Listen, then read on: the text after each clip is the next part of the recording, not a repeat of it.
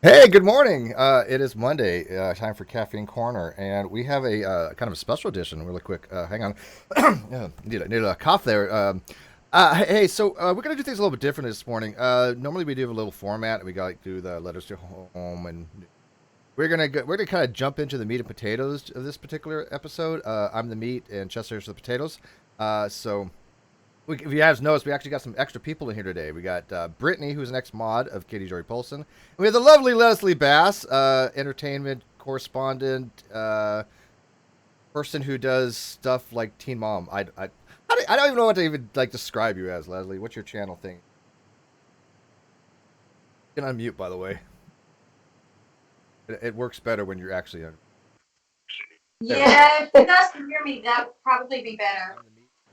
Pop culture news, trending topics, just a bunch of nonsense. That's kind of what I cover. Pop culture news. I think that works actually. Yeah, I think that's a good descriptor. So I am in my bathroom. we can tell. Yeah, we can definitely tell. Yeah. We got our caffeine. We're ready to go. We're gonna do a few minutes of preliminary stuff. And one of the reasons why we're gonna be doing this, starting off. Talk about my fancy new shirt and my fancy new mug. This mug, look, it's Garrison Femship. That is nice. It's basically in honor of Bent Hovind, no relation, has been doing a Mass Effect stream with Dapper Dino. Go check it out if you guys are around. Mm-hmm. And I got this fancy-ass Starbucks mug. I don't drink from Starbucks, but I found this mug, and it's like the size of my head, so I was like, this is perfect. Oh, wow. I love Starbucks. That's actually like a really small cup. If you don't know Brittany, Jessica is like miniature. Like she's like thumbnail size. Yeah, this is a normal size. Yeah. Are we still getting echo? Thumbnails. Really? Oh, I'll fix the echo. Echo for me. Yeah, no, it's from Leslie. I got it. I fixed it. It's done. Sweet. See, to me, I'm not miniature sized, and this is a big mug for me. Oh, that mug would be like this big to me. It'd be like a flagon. Oh, before we get started, we have an art piece to show. Yeah, we do. So I saw that Shuon Head and some other people were getting a little bit riled up. Now, she was on the side of let people rile whatever they want, and so I decided let's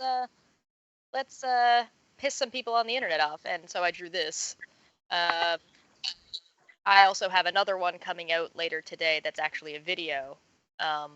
But I was working on this a little bit on Rum and Coke the other night and showed it off a little bit. And now I'll have another video coming out that is not this photo. It's another photo of along the same lines as actually Starfire instead. So this is basically a hypersexualized version of. Okay, so say Raven. Raven, yeah. No, Raven, okay, so Raven's Raven. And by the way, we are going to talk about that probably after. Leslie, if we have time this video. If we don't, we can do it at another time, because I do want to talk about the fact that you have content creators out there that are not being able to actually do their art because people are actually complaining if there's something's hypersexualized or, oh, where's her organs? This is not a depiction of a normal woman. No kidding, it's art. It's not supposed to be something that's going to be like. By the way, people don't actually have magical powers either, so they're worried about her hip size ratio or something. They're not even concerned with the fact that she can't actually do mental things that she does. I mean, come on. Yeah.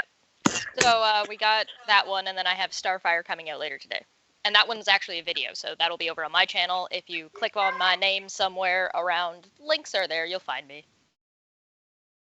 Having issues with Skype today. I don't know what it is. Okay, but anyway, so let's kind of get started. There's Brittany. Okay, I couldn't find her for a second. Let me fix her. I know Leslie's video is going all over the place. It's going small and large. But anyway, so real quick, Brittany is an ex-mod of Joy Paulson, so she has a lot to add on this. She watched a video last night, which was Katie's Not Apology to Me, that I had uploaded to the Great Debate Community channel that Katie Paulson has struck as a copyright struck, which she's allowed to do. I didn't even try to fight it. It's okay. It's the first one on it, so it didn't have any effect on my channel. I can still stream, so no big deal. But this time we're going to be doing it as fair use. It is to review her video, to go through it and point out some of the inaccuracies in it and the blame that she was using for other people, pushing it off on other people. She got some things right. She got a lot of things wrong. But I think it's important that people actually see Katie try to do a non-apology for her hand in the destruction of the Non Sequitur show and false accusations toward me. We also got Leslie in here, who's, I guess a cordial relations to Katie. I don't even know anymore. It goes up and down, but she'll have to kind of tell about that, because I didn't watch her video last night, so I don't know where the standing is. But do you want to add anything real quick, Leslie, before we get dive into this video? I just want to say that I'm not, here to bash anyone or try to turn anybody against anybody. And a lot of people come to me on a daily basis. Like, I get flooded with messages like, are you and Katie friends? Are you not friends? You don't need to associate yourself with her because she's been calling so many lies, blah, blah, blah. And it was kind of stressful because we are two completely different people. So last night I just kind of decided to set the record straight on my channel as far as really what the deal is with us. Awesome. I will watch it. It's just relatively new and I didn't get it. Apologize. Right. Oh yeah, one other thing before we start this. Chess, do you want to say something about Nick real quick? I kind of do. Oh yeah. So there was Nick has known, I guess, scientist Mel for a really long time. And I guess as we covered her before and Nick was on that episode, I guess some shit has gone down and he's actually made a little bit of sort of I guess a video documenting a little bit of that for himself. He hasn't published it, he's not going after anybody or anything, but he's shown it to a couple of different people, myself included. I believe you've seen it, right, Steve? I've seen it, yes. Yeah, and it's pretty intense, but yeah, to kind of put it, to kind of put it in a nutshell, because we don't want to give too much detail on it.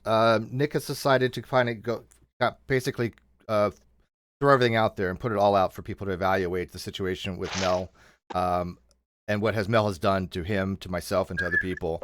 I've seen it. It is probably one of the most brutal videos I've ever seen, as far as how poignant he gets. It'll make you cry. I mean, it really is a tearjerker as far as what happened.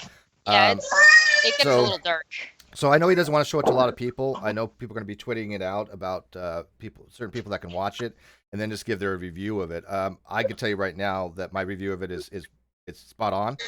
Everything he says about Scientist Mel is exactly what I've been saying about Scientist Mel, about her motives, how she goes about doing things, how she tries to list people for white knighting, that kind of stuff. So it's something. It's pretty big because Nick doesn't do stuff like this. Yeah, that's what I'm saying. Nick is really reserved, and Nick to do this for his own well-being, it says something. So I didn't facilitate it. This was on his own accord. But it will be available for certain people to watch. So I think Reds may tweet something out on that of how to make that. Oh, probably. I don't know. Probably I will too. I'll tweet something. But we'll like I said, we'll just we'll give you guys details of that as it comes in. But anyways, let's jump into this video quick. So this video is Katie Joy Paulson. People may know her from Without a Crystal Ball Pathos blog that she used to do, and that she basically got kind of known on the internet for releasing an audio of Amber Portman kind of I guess going a little crazy on her boyfriend or something like that. And there's a lot of drama on that because she said she didn't monetize it. It was monetized. She said she didn't try to sell it. She did try to sell it.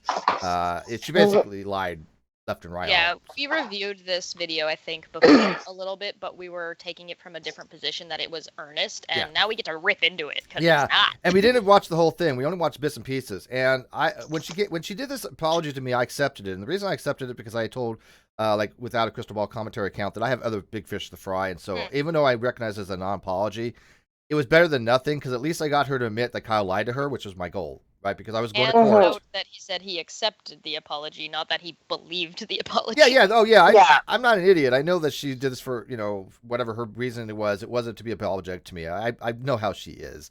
But like I said, I was in court and battle, and I figured if I needed confirmation that Kyle lied as just to one of the co-hosts, then that's what I was looking for, right? Because it was like the domino effect, right? Because she put the thing out, got some backlash, and after that, Mr. Atheist and GE and Caitlin put out their things, which we also reviewed and ripped apart because they were trash. And I definitely recommend going to watch those because they're hilarious. Yeah, what I say, Portwood. Yeah, Amber Portwood. That's her name. What I say, whatever. I don't follow Teen Mom. I'm not a Teen Mommer. Sorry. Sorry, all you Teen Mom fans. I'm sure it's a great show, but I don't watch it. It's not that great. It's not that great. I'm not into that kind of stuff, man. I don't get it. Hey, to each his own, though. I mean, if it's entertaining and you want to watch it, by all means, I don't judge. I watch shows probably people think are really boring as well, so whatever. Yeah, so we're going to start this video from start to finish. We're going to be going at like 1 minute increments at a time and then throw commentary on. So it is fair use. If Katie tries to strike it, I will fight it. And if she wants to sue me, I will. I have lawyers now. You can come at me because I threatened to sue her before for defamation per se. She lied recently and said I was never, talked about being sued or I never had to retract anything. Lies. She just recently retracted something about Teen Mom. So she also. Shocker. You also sued her, and I do believe, if I'm not mistaken, Without Any Crystal Balls recently posted when she was actually sued by Jillian. Mm-hmm. Yeah, she had a cease and desist, I think, from Jillian or something. Well, that, and she suit? also, it didn't go through.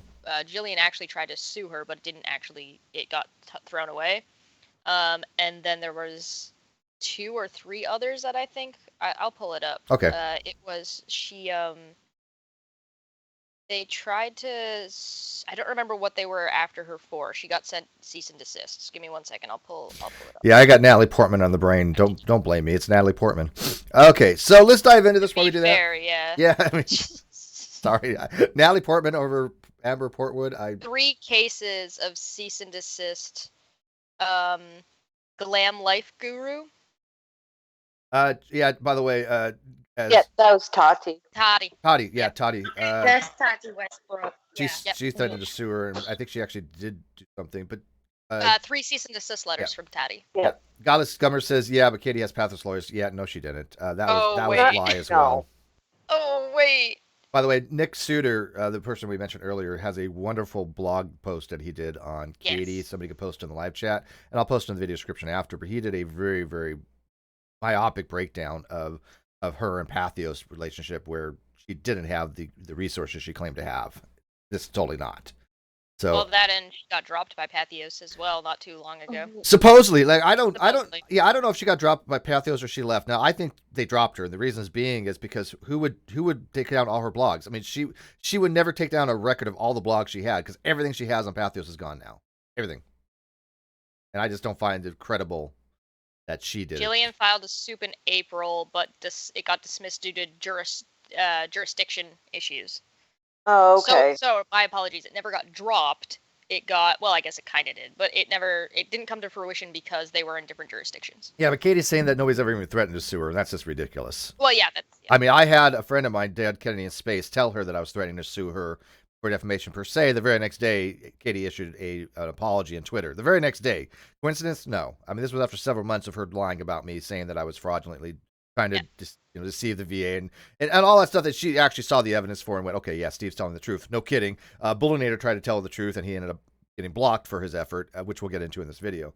And props to Dead Kennedy in Space, by the way. Yeah, and Dead Kennedy in Space in Twitter said, yeah, no, I did tell her. So, I mean, he confirms it. So she can't say that I didn't know. It's just like that time Caitlin Chloe was like, I never said that. Look at my search history. And then everybody was just like, screenshot. Right?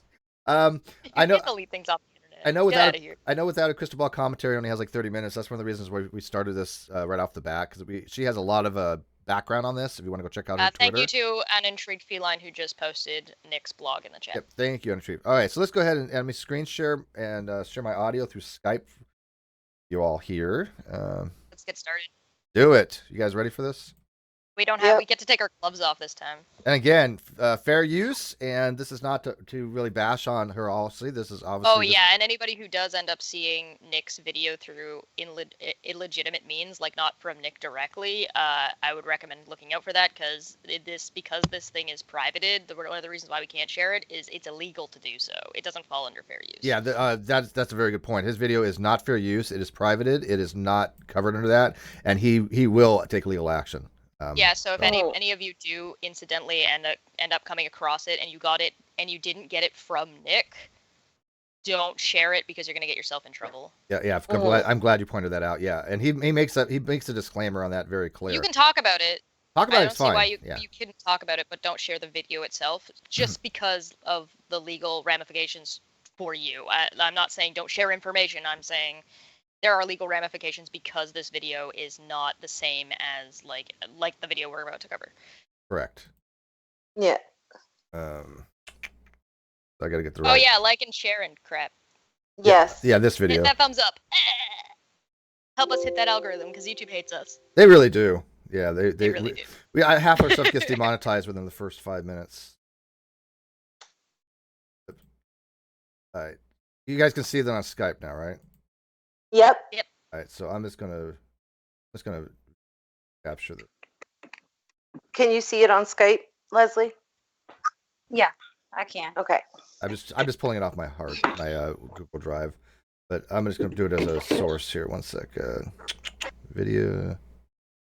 Yeah, if you want the link, you'll have to talk to Nick directly because even if we did have it, none of us are allowed to actually give it out to anybody due to legal issues.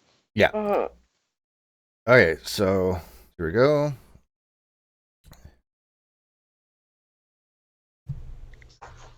Hi everyone, it's Katie from Without a Crystal Ball. I'm gonna try to get here. All right, so if you are new to my channel, this is gonna be extremely confusing for you. You might not even wanna watch it because you're not gonna know a lot of the players involved in this, and it's not, I don't know. This is really for the people that have been here since the beginning and that know me from a channel called Non Sequitur, and I need to just speak my truth months after everything happened. My truth. And just be done and move on. And oh, really? first, Then maybe you should actually be done and move on then. That this has been. Oh, we got a super chat real quick. We will stop for super chats. Josiah. Henson Josiah. Sorry, Josiah. for $5 said, Steve, the blocky Twitter lady from last night is now saying we called her too ignorant to be on the internet. I don't remember that happening. I don't know who that is. Twitter lady. Which blocky Twitter lady? A blocky Twitter lady. There's a few of those. Yeah. Oh, is he? Oh, Is it? Oh, is she talking about? Are they talking about Katie? Maybe. Nicole, Nikki is asking to up the playback to 1.25 speed because nobody wants to listen to. It's probably not. It's probably not a bad idea actually. I listen to most stuff at 1.5. So yeah, I'll do that because I want to get through. That's a good idea. But my truth. I love that my truth. Look, truth is truth. It's not subjective like that.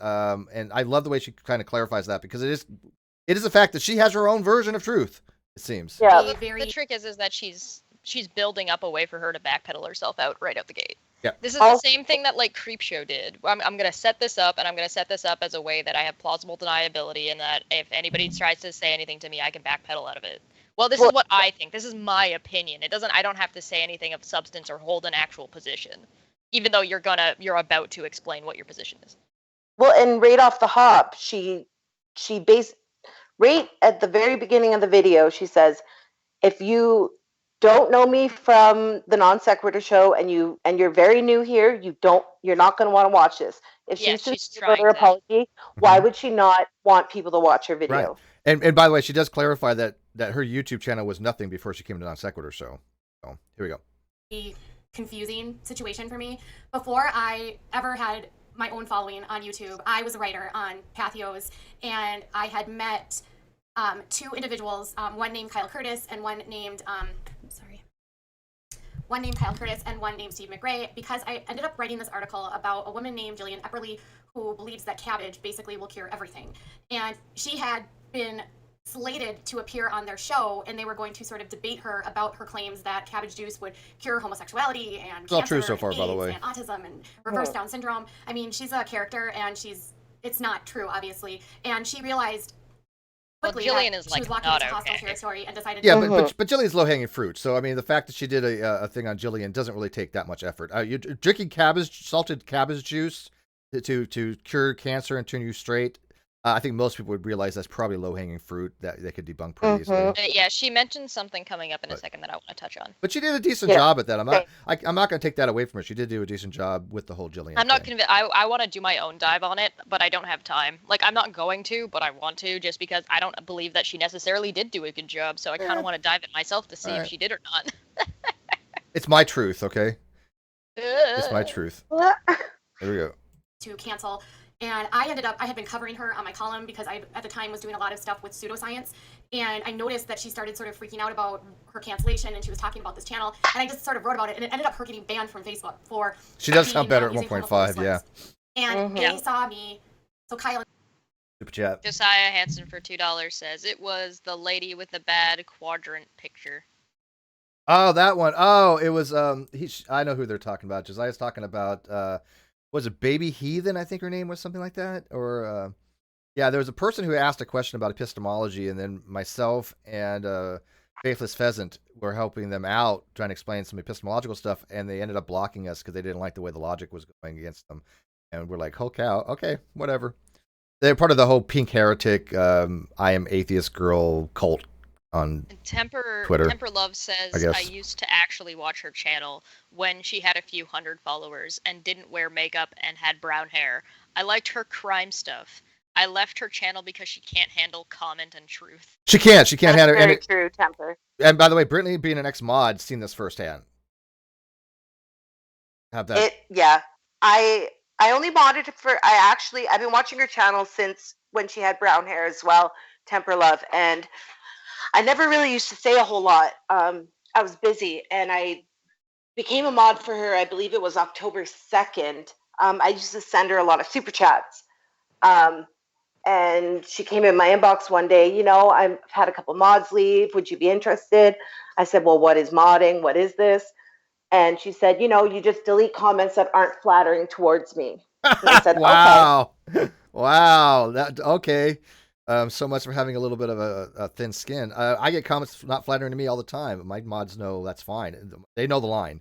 When people come in here and they actually throw falsities and drama out there, then those guys are gone. But I mean, if you want to say Steve's a big poopy head, okay, whatever. I don't care. Or I'm sorry, I don't agree with you. I don't think that's right. I love that. That's the best. My mods do that all the time. That's half my mods right there. And Steve, but it was. But it's my truth, though. It's my truth, your truth, and the mod's truth. Have they met Smitty, my mod? Okay, there you go. Reached out to me afterwards. I love Smitty. We're like, oh, we saw your article, thanks. And then they both had talked with me about maybe coming on their channel and started talking about it. And I agreed. And so I don't even remember how much longer it was after that. I was a guest on the Non Sequitur, and I talked about Jillian and all the other kind of redonkulous people that I was covering at the time. And then I don't even know, within a month maybe, Kyle had asked me, I was on the show 2 more times within the span of a couple weeks, and then he reached out to me and he asked me if I wanted to maybe co-host once a week a show called The Smoking Nun, where we would maybe do news and talk about a current story, whether it was crime or pseudoscience or something sort of relevant in society, I guess. It's hard to, I don't even know how to explain it. They were some of the most boring episodes. I agreed to do that. Yeah, and that's all legit so far, and I got it, like you said. If you want to watch some of the worst shows in the history of YouTube, go watch the Smoking Nun episode, especially the last one. I'm like, oh my god, this do you think was bizarre. Do you think she scripted any of this? I don't know. Brittany, does she have a script? I don't know if she has a script or not, but I do know her eyes are never really at the people. They're always, going to the left, going to the right, kind of sipping, looking down, and oh sorry. So she has notes, probably. Okay. Well, she either has notes, or she's trying to remember, or she's lying, because eye movement tends to be an indicator. All right. Yeah, it's always to the left. I don't know. I don't know if that's actually the case, but who knows? I'll have to get a neurolinguistic. Alleged. Yeah, we're gonna get a neurolinguistic programmer in here. Anyways, Leslie, you got anything to add? You look. Leslie's just sitting there all chill, going. Yeah. I'm just listening. All right, you okay so far, Leslie? You hanging in there? Yeah, I'm good. All right, you're good. Just do it. So that started, and I had no experience on YouTube, and so I started, and I don't even know how many shows we did. It was probably less Notice than 20. she says she had no experience on YouTube. 10 or 12 total. Yeah. And during that time, we were supposed to do it once a week, but it consistently got canceled. He did a lot of traveling. He was in Ohio to see his ex-boyfriend a bunch. There's always sort of something why we couldn't do the stream. I never really knew when it was going on. I didn't know. It was very disorganized. And that's true. And I want to comment on that real quick. Kyle under the bus. Yeah, I want to comment on that because I got the producer to the Non Sequitur show, our lovely Bullinator in the live chat here, and he could tell you. She would always come to me and say, "Hey, am I doing Smoking None tonight?" And I'm like, "I have no idea. This is between you and Kyle." Which, by the way, they should have done another channel, which I recommended, but of course, whatever. But yeah, Kyle was using Non Sequitur show funds to go travel. Remember, I said he was traveling. He was going to visit his ex-boyfriend frequently. He was spending money constantly on traveling to go see him. Can't be cheap. So I knew that funds were being spent, and yes, it was disorganized with Kyle because as people that have tried to get in touch with Kyle to be on the show, he never got back to them. He never scheduled them properly. And again, Dave can testify that he was always put in the middle, going, "I don't know what's going on," because people would be going to Dave, what's going on? And Dave's like, "I don't freaking know. I'm just producing the show. I'm not scheduling it." So, yeah. And yeah, Kyle did that to everyone. So she's telling the truth right now. I know, broken clock, right twice day kind of thing can happen. Yeah. But I was grateful for having the opportunity to learn, and there was this really awesome producer of the show. His name is Dave. He taught me like everything I know about how to stream and how to run my streams and how to organize my streams and everything. Thank you, Dave. And I was like, that was probably like the most valuable friendship I learned out of that. Valuable friendship that she blocked like the day after this video or something like that. Yeah. No, she blocked. No, wait, she didn't block him the day after this. She blocked Dave months before this video. She blocked Dave when Dave tried to explain to her that there was no lawyer at that meeting, which we'll get into here. And she blocked him then. And all of a sudden, the most valuable friendship, you blocked him. You basically told him to piss off. I have a question. If she was getting all of this information from Kyle about what was going on, and she thought Boole was a valued friend, why wouldn't she ask Boole about anything that was going on with Non Sequitur? Like she didn't. Exactly. If she didn't want to talk to you, him. okay, fine. Like let's say she doesn't like you, sure, whatever. So she's not comfortable talking to you about necessarily the future of the show or what the hell is going on. Sure. Apparently, she valued her friendship with Boole, and Boole spent a bunch of time teaching her shit. Why didn't she ask him? I don't know, but you've got to be pretty crummy to block Boole. I don't know, man. He's like so innocuous. Boole? Yeah, even people that hate me like Boole. This is gonna come back and bite us in the ass one day when we block Boole. Yeah. Oh, April Fools! Everybody block Boole. Everybody block Boole. Block Boole. There we go. That hashtag block Boole. He is an amazing guy, and I haven't talked to him in months, and I feel really bad about that. Because you blocked him. Sorry, Dave, if I because you blocked him. I feel so bad. I haven't talked to him in months, but I could unblock him and talk to him, but I feel so bad. Oh, you had to block too? Like she has no control over the situation, as if it's the thing that's happened because of this other stuff. No, it's happened because you're dumb. Why, Boole? Why you do this, Boole? How could Boole do this to our friendship? Boole, why would you do this to her, Boole?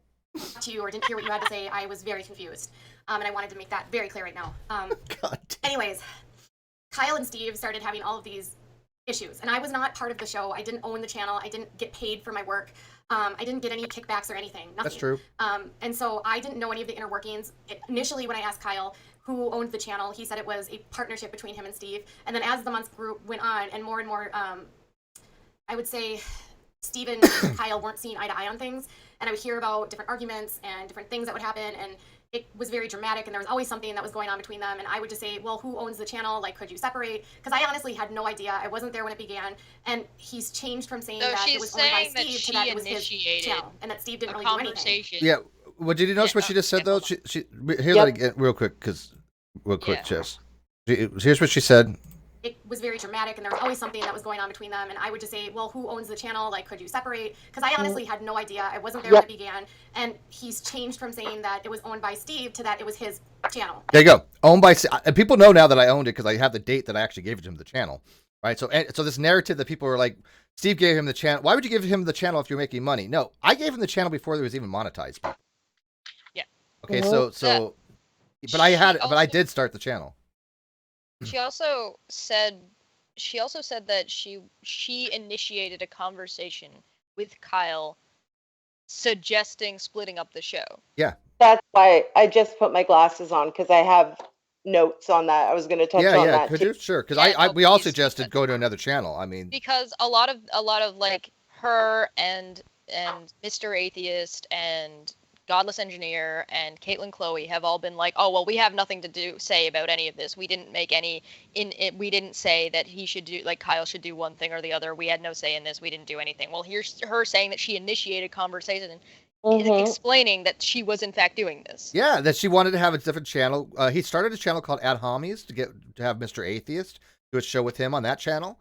That didn't really fly. But I don't know why it didn't. They could have. But yeah, so she wanted to have another channel called The Smoking Nun.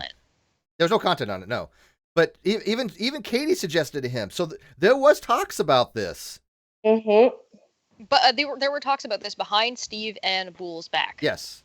Oh, I knew nothing about this until the launch. Literally like the day before Smoking Nun launched. That's when I found out about it. Okay, let me put it this way. If Steve and I were arguing and there was a third party that wanted to know what the hell was going on, Bull should be the first person you're asking. Yeah.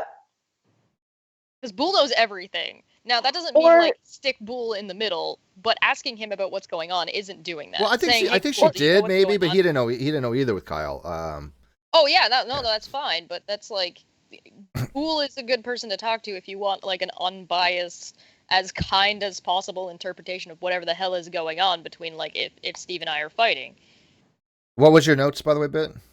Or just asking us. No, exactly what Cheshire said. And also, if she was just going to Kyle and having these sidebars with Kyle, very well, when she says that it was a 50-50 partnership or whatever she believed, then why would she says she didn't want to be involved in everything that was going on between the two of you, but she's going to take Kyle's word as gospel and not go to the source, you, Steve, and ask you. She would just insert, oh, well, could you separate? Yeah. Well, if you want to be really anal, if you want to be really, really anal about what she says, she actually says, okay, cool, perfect, let's do it. She says 3 different things. We're all going anal. Okay, let's do it. Here we go. Demonetized. She says 3 different things. The first thing she says is she specifies that as far as she knew, the channel was owned by 2 people. Then she says as the months went on, it changed to that Steve owned the channel, but that Kyle has the channel. Right. She said those 2 really quickly. So those are 3 different things. 50-50 partnership, Steve owns the channel, Kyle owns the channel. There are 3 different things. And by the way, Mr. Atheist also lied, and he said, well, I didn't really Kyle told me that he could push Steve out and he owned the channel. Mr. Atheist knows that's bullshit because Mr. Atheist was with us from the beginning. He knows full well that Kyle and I started that together. I'm convinced he absolutely lied about that. Even Katie admits that initially he was telling people that it was my channel that I gave to him, and we owned it 50-50 as far as the business arrangement. So technically, even though I started the channel, it was half his. It was just 50-50. Yeah, right. So 50-50 should be the most accurate representation of what went on. But I'm just specifying, if we want to get anal and we want to actually deep dive what she's saying, she says 3 different things in that short period. Right. If you're not listening carefully, you wouldn't know. Owned it, but then he said, no, like, I'm the channel owner, this is my channel, I can get rid of it. And then that's when it sort of started with him being like, I'm done, we're separating, this is over. That created a mass hysteria. And I was not close with Steve. I didn't really know. I mean, I'd been on like a couple streams with him, but I didn't talk with him very much. Steve and I have very different points of view. And true. I tell the truth. And socially, and I mean, nothing against Steve. It's just like we just weren't really like besties, I guess you should say. And true. And Kyle yeah, and I nothing really got against along and had a lot in common. And so I did most of it with Kyle because I did a show with Kyle, and that's sort of how it worked. I didn't participate in the show on the other days that I wasn't on there. I honestly didn't really watch the channel a lot because it had a lot of the same content every single week. Like they always did like a night fight where they fought with flat earthers, which I thought was cute at first, but then it was like I couldn't listen to the same fights over and over and over again. And more and more people started having problems with non sequitur, sort of like who they put on the channel, whether it was some guy that was a white supremacist or people talking about ethno-states or how the people in chat treated or talked about guests that were on the show. Let's talk about it real quick. No, it wasn't more and more people. It was like 3 people from a very, very myopic group of haters that gave a shit. Nobody else did. It was a non-issue that 1 or 2 people just tried to make a big issue for drama.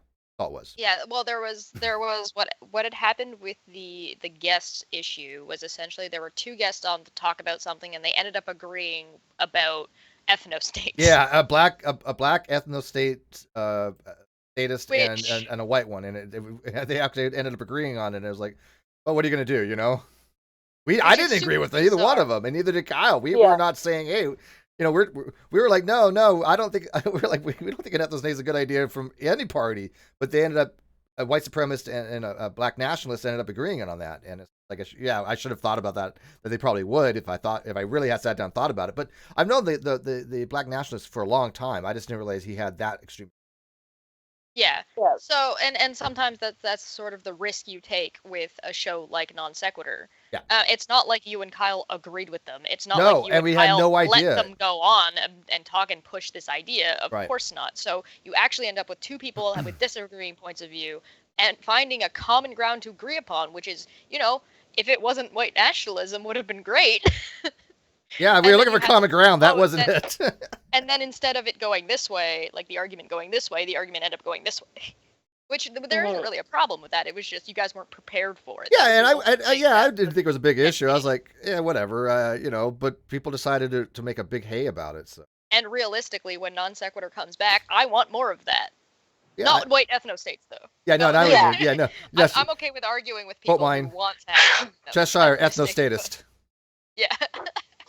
Some of the female guests were very disheartened on how people spoke about them, and I also took some of that heat too. Was a lot of guys that watched the channel, and a lot of them didn't think I was very smart. They thought I was pretty stupid. I saw a lot of really. It wasn't just guys. Don't be sexist. There was women that thought you were pretty stupid too. Yeah. Hey. Yeah, sexist. No, I mean, people did criticize her because if you go watch the Smoking Nun, especially like the last one, she was just inept at this. I thought. Yeah, well, keep in mind the audience, right? The audience of Non Sequitur is a group of intelligent people for the most part. I don't usually see anybody in the chat making wild accusations, but if Paulson is saying something that is incorrect, the chat is going to be like, that's not right. Yeah, so did I. And because we know how she can't handle anybody telling her she's wrong in any capacity, anything like that would have been considered an attack as per her truth. Yeah, and and remember, remember her audience is not exactly like Mensa. Well, and keep in mind that so- she's speaking to her audience right now. Yeah, yeah. So what's her audience gonna do? Is her audience gonna go to the Non Sequitur show and watch the episode she was on and read the live chat?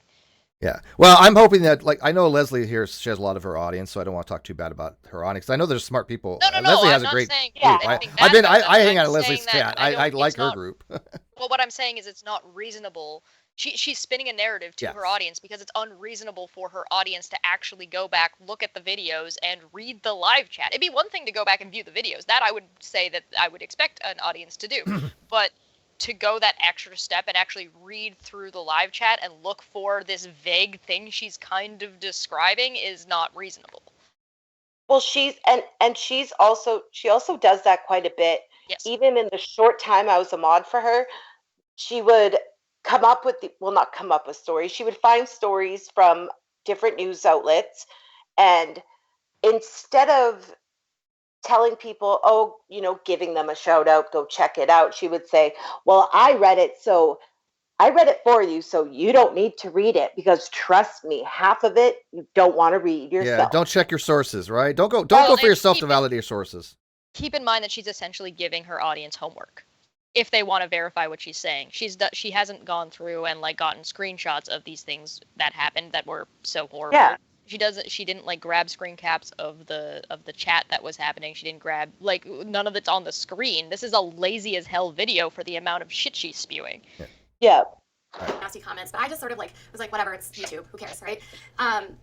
But other female guests were very upset about that, and they spoke out about it, and then that created a divide with some of the other YouTubers that had smaller atheist channels, and there's always something that was going on, and I was always very on the outside looking in. I spoke to Kyle once a week right before we went on it live. We would speak before we would do our show, and for a few minutes after, and then after that, it wasn't like I talked to him again the next week. So it was very business, I guess, is what you can say.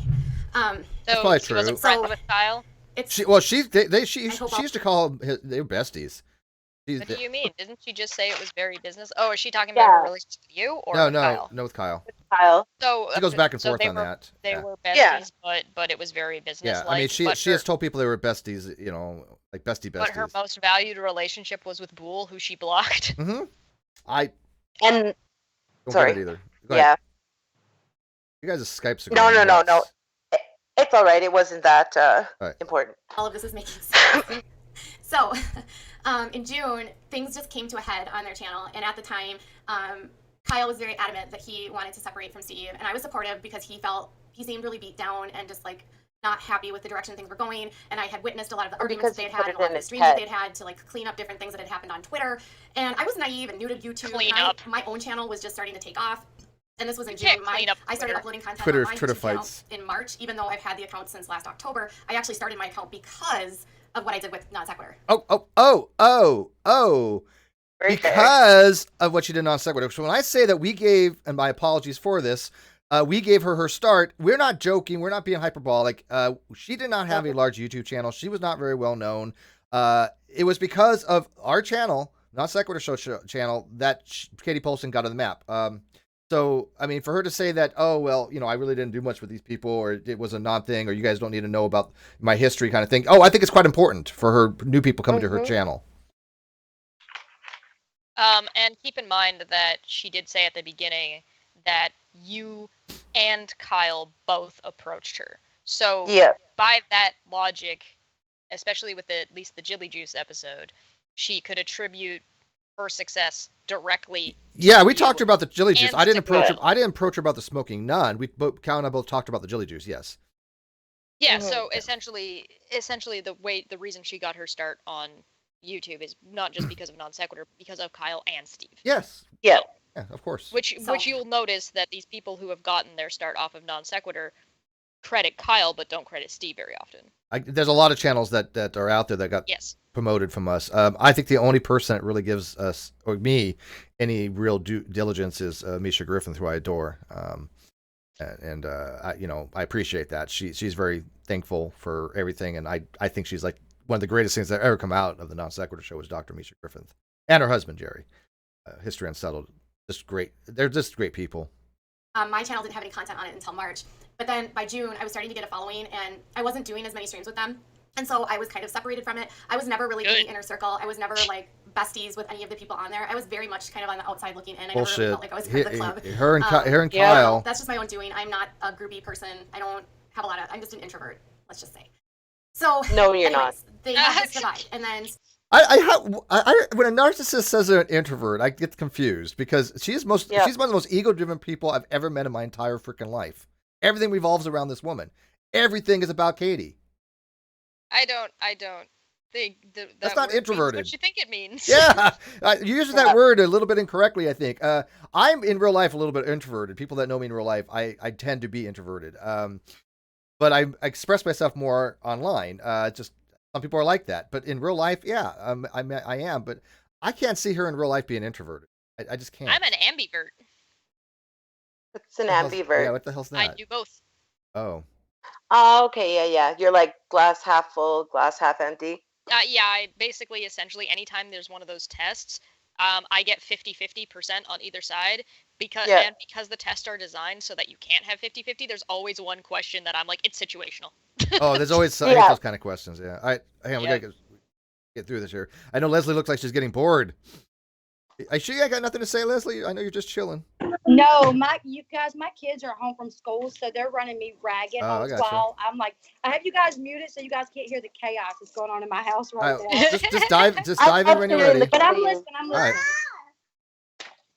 Steve apparently gets really upset because he says that Kyle has never paid him, and they've been having this channel for all of this time, and he says that Kyle's never paid him, and then I talked to Kyle, and Kyle tells me that he has the money, but there's like all of these other issues that are going on, why he's not paid him yet, and he blamed it on Steve not wanting the money because of something to do with some medical benefits that he was trying to get from the government, and that if he got paid, he would go above the limit, and that, when he told me that, I was like, well, that would be fraud, and then he said, yeah, but it is fraud. Believed him. And wow. So without evidence. Told that the reason why he wasn't paid was because Steve was basically trying to like hide money from the government to be getting aid. Yeah. Now here's the thing that if she would have asked me about it, all this would have been eliminated. She knows now that I have VA, which is not income based.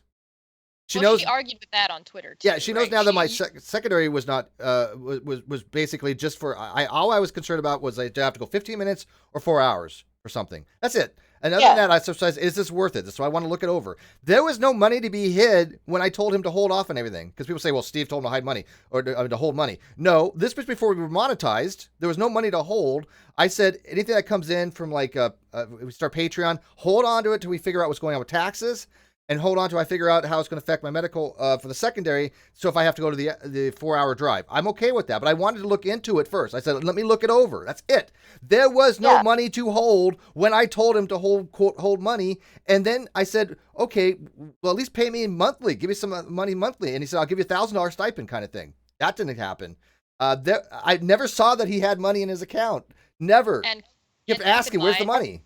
And keep in mind when she brought this up on Twitter, and before Steve was blocked and they were having a conversation about this, Steve explained that it was VA benefits, and she just straight up did not understand that. And she didn't understand it not in the, oh, I don't understand that, can you explain? No, she went, well, that doesn't matter. No, and she does. Actually, what's funny is, we'll get into this here soon, she actually has a correspondence with Kyle, and she gets most of it right at that point. Far too late. This was like at the the day before her apology or something like this, and I'm like, at that point you asked the right questions, but at the wrong time. Also too, when she says right there, well, that's fraud. She doesn't once, before she draws this conclusion in her head that it's supposedly fraud, you think she would have went to you and asked you about it, because me being someone who doesn't just take someone's word for things half the time, notice I say half the time, if I heard something like that, I wouldn't be, oh, he's committing fraud. Yep. I would kind of think to myself, well, maybe he just needs to find out a few things before he accepts it, or she could have asked Wilderness too. Or even just ask Kyle. Yeah. What do you mean hold money? What does that mean? Yeah, and the funniest part was she recognized that later on, like I said, that there's VA is not income based. But what was it that she said? I'm trying to think of this video. And also, I'm sorry, he asked you to hold money for a year? Yeah, no, that was his doing. That was his doing. He said, hey, why don't we do this? We want to make sure the taxes are done. Wait till April 15th. And then we'll take care of it. I waited. And you've seen the emails on this. Oh yeah. And the way she's framing it is that Kyle told her that you had asked Kyle to hold money, which at this point in time has been over a year of Kyle just for an indescript amount of time have been holding this money, and in perpetuity. Yeah, it went from just hold off doing any kind of monthly distribution initially when we started getting paid, and again we barely had anything coming in. I think we had we may have had Patreon at the time, but that we weren't monetized, so we're not talking about anything substantial. There's like tens, 20s of dollars here. And I'm like, just hold on, figure out what we're going to be doing here first, because I wanted to make, and I told him, and Cheshire and other people have seen this, I said I want no tax issues. I want no problems with taxes, because I've been screwed with taxes before, and I want to make sure that they're done right on everybody's end. And so, Mindy, what's that? Sorry, Mindy makes a really good point. She just jumps on everything before it's even a real story, just to be the first. Oh yeah, oh absolutely. And and she did accuse it of being fraud multiple times. And there's something else she accused too. I think she said tax fraud. I think she said, if I'm not mistaken. There's something else. Yeah. I don't know. It'll come up here. I'll remember. Right. And I have a child that that gets Medicaid, and so obviously I'm very sensitive to that, and I think it's like crappy if people take advantage of the system. And so with the information that he had given me, and a lot of like text messages that maybe were out of context, I believed him, and I didn't have a reason not to believe him, because I didn't know Steve as well, and Kyle, I felt up until that point, hadn't lied to me. I thought you were I thought you were buddies with everybody. I thought you were somebody on the outside looking in. Hold on, what was that? You knew Kyle better, so you just listened to him. I'm not besties with anybody. I don't really know anybody, but I knew Kyle better. I'm okay. That's not a contradiction, but except that Boole was your most valued friendship. Yeah. And also, what is your VA benefits and her having a child that gets completely different benefits have to do with Not a goddamn anything. thing. And Nothing. what's worse is she actually in tweets and without a crystal ball has this. She was like, "Who pays for medical, Steve? What about your medical?" She asked me about my medical, and then she had a tweet later on going, "Well, my son's medical is none of your business." Well, why is my medical your business, Katie? Why? Can we keep in mind that we're 11 minutes in, and this is supposed to be an apology video? Yeah, good point. Yeah, real apology. I was very vocal on Twitter, and I said, well, what you're doing is trying to defraud the government by getting these services, and you're trying to defraud the VA, or you're trying to defraud... I didn't know who he had these benefits with. I just knew that Kyle was telling me that he was trying to defraud them, and so I believed him. Wrong. Oh, so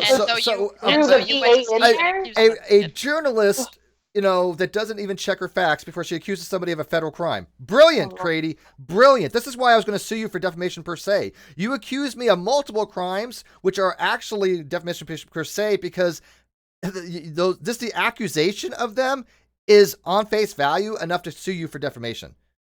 And the fact that she recognizes later on that it was all bullshit, I have a case for defamation if I decide to do this after the non sequitur thing's over.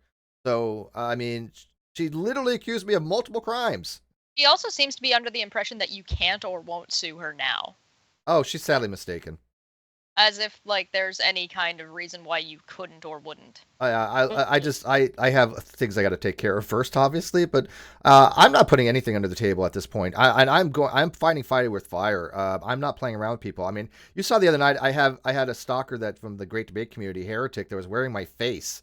I mean, these people are just insanity. I mean, and I've been saying this for a long time. These people are fucking crazy. You know, I'm not in fear of my safety per se for them because he lives in England. But there are some nutters out there that know my address, and I am going to probably get a concealed weapons permit. Everybody who lives here has a firearm, but me. But I used to have firearms. Keep in mind that just because he's in England doesn't mean his audience isn't. Fair enough. Can I? Yeah. Sorry. I do think that he's insane. I'm not being hyperbolic. I think he's literally gone over the edge. I'm gonna do the super chat real quick and then ask your question. Helios575 for $5. This was all a big misunderstanding. Steve was granted 50% in perpetuity, but Kyle is simply holding it in perpetuity for Steve's benefit. Oh, thank you, Kyle. Yeah, because Kyle said to everybody, "Oh, Steve will get his money." How many days has it been? 166 days since he said I was going to see the books. I do believe we have the number above us. Yeah, I mean it's just. And no lawyer ever contacted me, and we'll get into that as well. So yeah, I mean he ran off with the money. Let's be realistic here. Did I try and read that again, but the most sarcastic way possible? Yeah. This was all a big misunderstanding. Steve was granted 50% in perpetuity, but Kyle is simply holding the money in perpetuity for Steve's benefit. There you go. I was going to mention quick. Someone asked in the chat a while ago, Joanne, she asked if Katie had deleted a lot of comments and hid people, you know, after her live streams. And Joanna, sorry if I'm saying your name wrong, but yeah, she did. She also would only let 3 mods do the deletings during the live chat, but because she was getting a lot of her videos were getting demonetized for certain comments. Before she turned comments off, she had mentioned in our mod group, hey, if any of you have a chance, can you go through all of my videos over the last 3 months and delete anything that could possibly get my video demonetized? So I literally spent probably about 10 to 12 hours one day. Wow. Going through. I've never asked my mods. I watch my live chat very well during streams, but I've never asked them to go through and remove, you know, bad comments or hateful comments, negative comments, and Katie would. Well, let alone doing some kind of backlogging like that. That's some whitewashing bullshit. Well, she deleted this video. Yep. Yep. And then I uploaded this video on my Great Debate Community channel, and she gave it a copyright strike. Some apology, Katie. She didn't want people to see it. She didn't want people to see it, but we're doing fair use now, so she can't say anything. But whatever.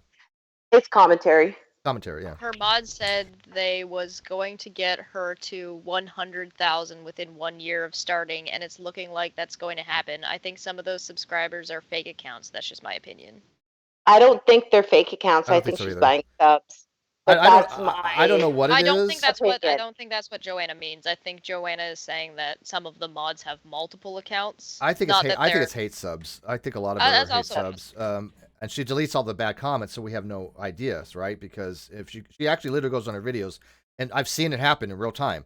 People, and most of them are pretty innocuous. They're just like asking her questions, and she'll delete those. And so I know I don't know why we didn't have Astronomy Live do this on her videos at one time. Have that bot record them, but who knew? But yeah, no, I've seen it happen in real time. She deletes multiple comments, and so if you are somebody who has left a comment on her video, leave it on this video, because I don't delete comments unless they are vile or they're people that have been blocked. And I got the whole thing I made one comment and she closed comments on the entire video because I made one comment. Yeah, well, so maybe it's a bigger comment. I'll ask them, know what the comment was? What? Source. That's all it said. Source. Yeah. Citation, please. No, I'll if somebody says, hey, this is about video, I'm like, okay, what makes you think this way? Give me your reasoning. And I gotta tell you, 99% of the time, it's not even 95% joke. It's 99% higher. When I confront somebody, one or two things happen. They have absolutely no argument whatsoever, or they're just fucking trolling, and that's it. They really, everyone who's ever left a negative comment, they really have no reason to, except there's some negative ones that I do accept, like some audio issues and some production stuff. For sure, fair enough. But when it comes to like these arguments, like, oh well, Katie this, Katie that. Okay, tell me what is it you're arguing here? Because everything we've been saying is God honest truth. We have records of all this. Nothing's made up here. Nothing's being exaggerated. This is all history. Katie's the one that whitewashes it, deletes stuff, and changes narrative constantly. You can't even keep her own lies straight. And he said that he had the money, and they were very clear that they had the money, and they were very adamant that he would get paid. And he said he had everything in an account, and it was all ready. And he had books, and he was going to give all of that to Steve. And then so that all happened mid-June, I think. By early July, I started getting a lot of flack for that comment I made about the fraud, and I was getting a lot of heat on Twitter, and people were really angry at me about that. And I still, at this point, believed Kyle. But it was getting really intense to the point. And think about this. She does say this. She even said it's finally struck her mind, going, wait a minute. Even if this was fraud, you still owe him the money. Why don't you just pay him? That you have nothing to do with him. Just send it to his account. He can't stop you. That's what I told him. People are like, well, you told him to bring him cash. Oh no, what I said was you could send a direct deposit to my checking account. You can PayPal it to me. You can bring me cash. I don't give a fuck how you got me the money. Just pay me. But I want to see the books first. That's the only thing that I wanted done before I ever got a dime, because I wasn't trusting him. And so when people say, well, Steve, you told him you could bring cash. Well, yeah, it doesn't mean I wasn't going to report it. I report everything that's taxes. I mean, I sent Bullinator my tax return. I sent Glenn Rube my tax return. I'm open about this shit. Where's Kyle's tax return? Where's his books? Where's his finances? I saw none of it. I've been 100% open. He's been zero. And she believed him. Okay. Dave McGinnis was asking in the chat how long the statute of limitation is on defamation. Probably 3. I don't know. Sometime. He's got time if he wants to go after Katie is the answer. Well, and even if I don't, I mean, the fact that I have a defamation case against her is prima facie, I think. I mean, everybody who's watching this can see she defamed me. And she admitted that she was wrong about it. Point where I wanted to separate myself from it because I didn't want to be connected to anything if there was any sort of fraud from either one of them. I didn't want to be in the middle of it because I had never been paid for any of my work with them, and I just wanted to let it die down. And so I tried to just sort of block everything on Twitter. I didn't watch streams. I didn't watch a lot of the videos. I didn't really know what was going on. If people would bring it up to me, I didn't really respond. I tried to stay as out of it as I could after those initial couple weeks. That's bullshit. I, at the time, wrongly believed that the statement about Steve defrauding the government or something caused one of his followers, I can't remember what her name is, Cheshire or something, to create a fake account. And so listen, did you hear that? That's where she accuses you of being rewind that just a little bit. Yeah. I want people to listen to this very carefully, because this was the narrative that she was running. There was a commentary account without a crystal balls. I will tell you, absolutely, bottom of my heart, I'm not that account. Chester's not that account. We did not know about this account until after a certain time, and this account found us. Didn't know us. Yeah, they didn't know us. So it this narrative that she was running, that, and by the way, she did tell Kyle and other people, Steve has started a new account. This thing, and Cheshire has. Now I have started a Instagram account about last week, but I made it very clear it's me. I'm not trying to hide anything. And by the way, and I also have alt accounts. Every one of them has my name in it. Okay, like Steve McRae, Flat Earth, debunker. I'm not trying to hide any of them. So the reason why I have multiple accounts is because when I used to do rum and coke nights and I'd go to a Flat Earth thing, I got blocked like that. So I just created one, like, why are you scared of Steve McRae? That kind of stuff. So almost all of them have my name in it, except for like STD Kane, which people knew that was an alt account that I made for fun. But yeah, I'm not trying to hide anything. But that's to her, for her no evidence to accuse that Cheshire had anything to do with the Without a Crystal Ball's commentary account. Come on, but let's hear it again. Caused one of his followers, I can't remember what her name is, Cheshire or something, to create a fake account. And so I thought incorrectly that they had created this account and they were emailing. And whoever did this, it really did happen. This account was created on Twitter. They created an email in my likeness and they began emailing some of my colleagues or business business connections and did not happen.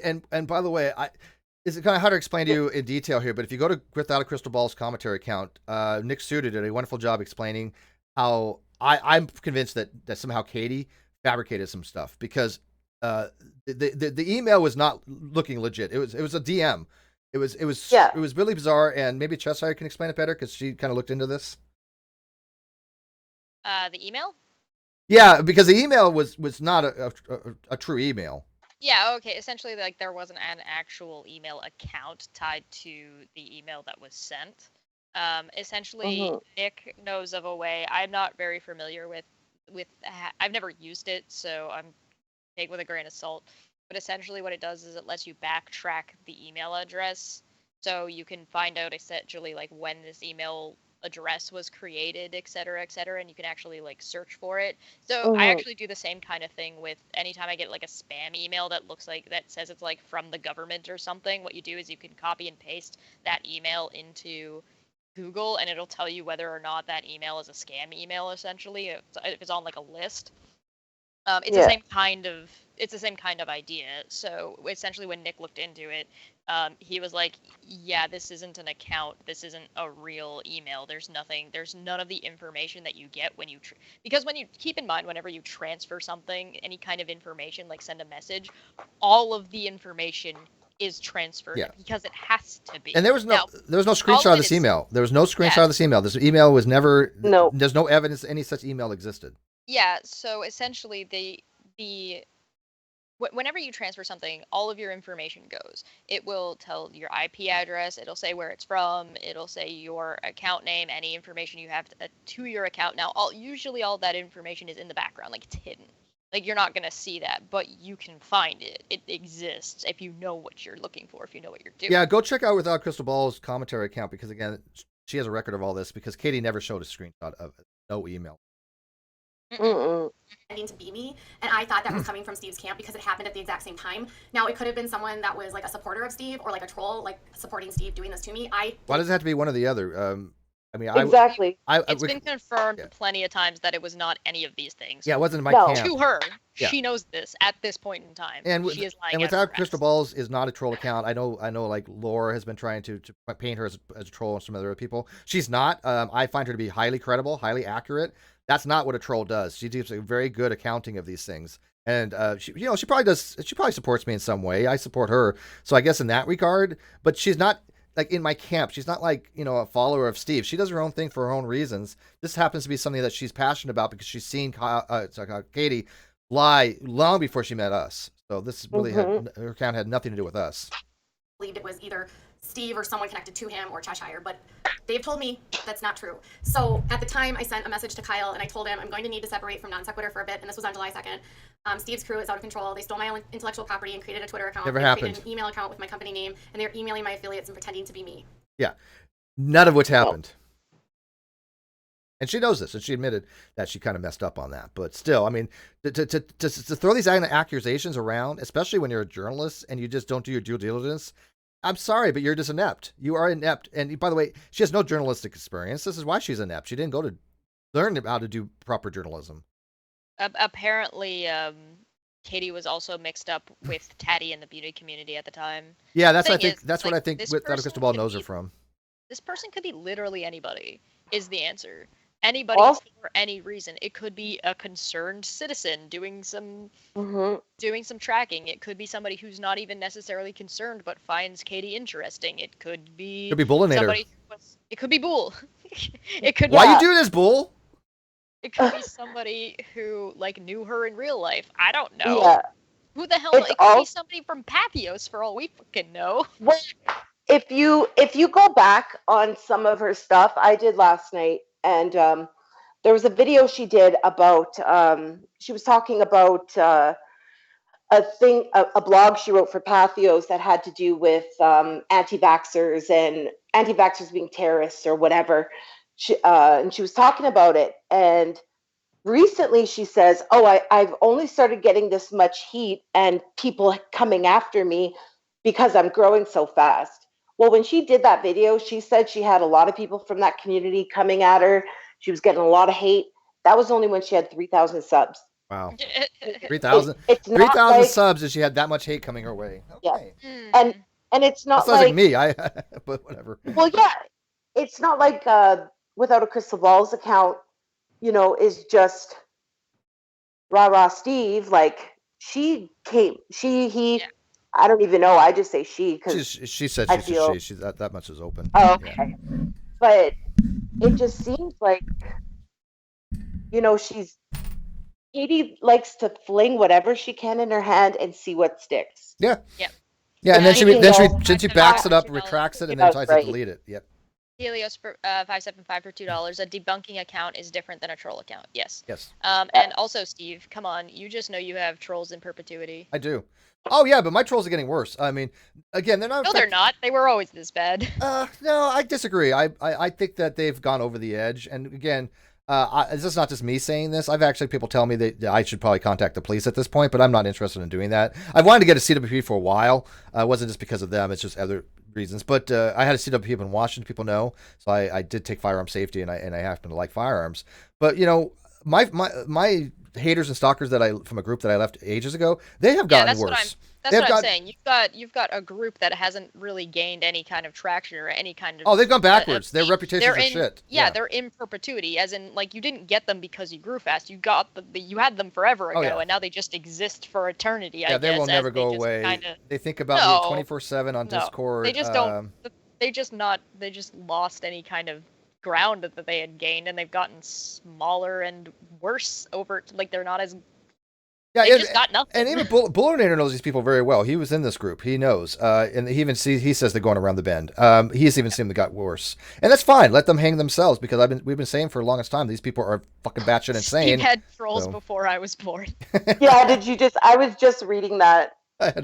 Was cracking up a bit. I'm telling you, man, these people are persistent. I got to give them props. And I'm telling you, all they've done is propel me because people can see now that they are batshit.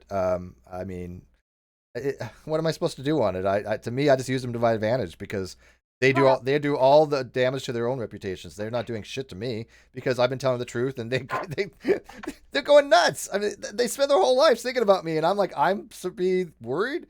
It's like, let them spend their whole lives thinking about me. I got other things to do. He said already. So they had emailed one of my business partners named Jennifer and were posing as me, trying to find out about writing for them, almost like as though they were going to submit things in my name, which is like really freaky if you think about it. Never happened. So now you're created an entire Gmail account. Oh god. Never happened. She's imposing that this thing happened and this is why this person did this. Yeah. As if they were going to do this thing. Like you don't know that. You don't. Do you know that because you made it all up in your head and that's why you know that? Yeah, she wants sympathy. I totally think she made all that up because none of that ever happened by anyone. We showed out one of our best trolls, Brass. What about Brass? Best. She wants to shout him out because he's the best troll. Oh, Brass is a super troll. Yeah, but I like Brass. You know about Mr. Brass? Brass Wizard? Yeah. Yeah. I mean, Brass is great. Brass is one of those people you have to have. That's the good kind of. You have to kind of get to know Brass because either love him or hate him or just neutral. Yeah. I always got along with Brass, but he's a legit troll. He's but the not fun kind. Yeah, he's not a harmful troll. Yeah.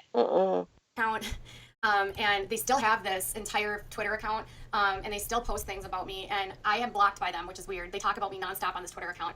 And, that's not true. I blocked them. Wait, I don't think she has. Without Crystal Balls, do you have her blocked? I don't know. I don't think Without a Crystal Balls has her blocked. I think it's the other way around. Oh, I'm sure she has. I'm sure Katie has her. Katie blocks. #blocked by Katie. But they still continue to talk to me. I mean, to this day, they are still tweeting about me on this account. And it's called, I think, Without Any Crystal Balls or something. I don't even know. And it's like, it's very close to what my Twitter handle is, so it would easily confuse someone. And they created a Gmail account that would confuse people too, and it would look like it's coming from me. And so when that started to happen, I told Kyle I didn't want to be a part of it anymore. And so then, about a week later, he sort of like reached out to me and he said, I'm going to miss you tonight because that would have been the night we do a stream. And I was like, I felt bad, like I felt like, oh God, I really want to be there for my friend. Like I should just do this. And so I asked him like if everything was cool, and he told me that everything was fine. So these might be out of order.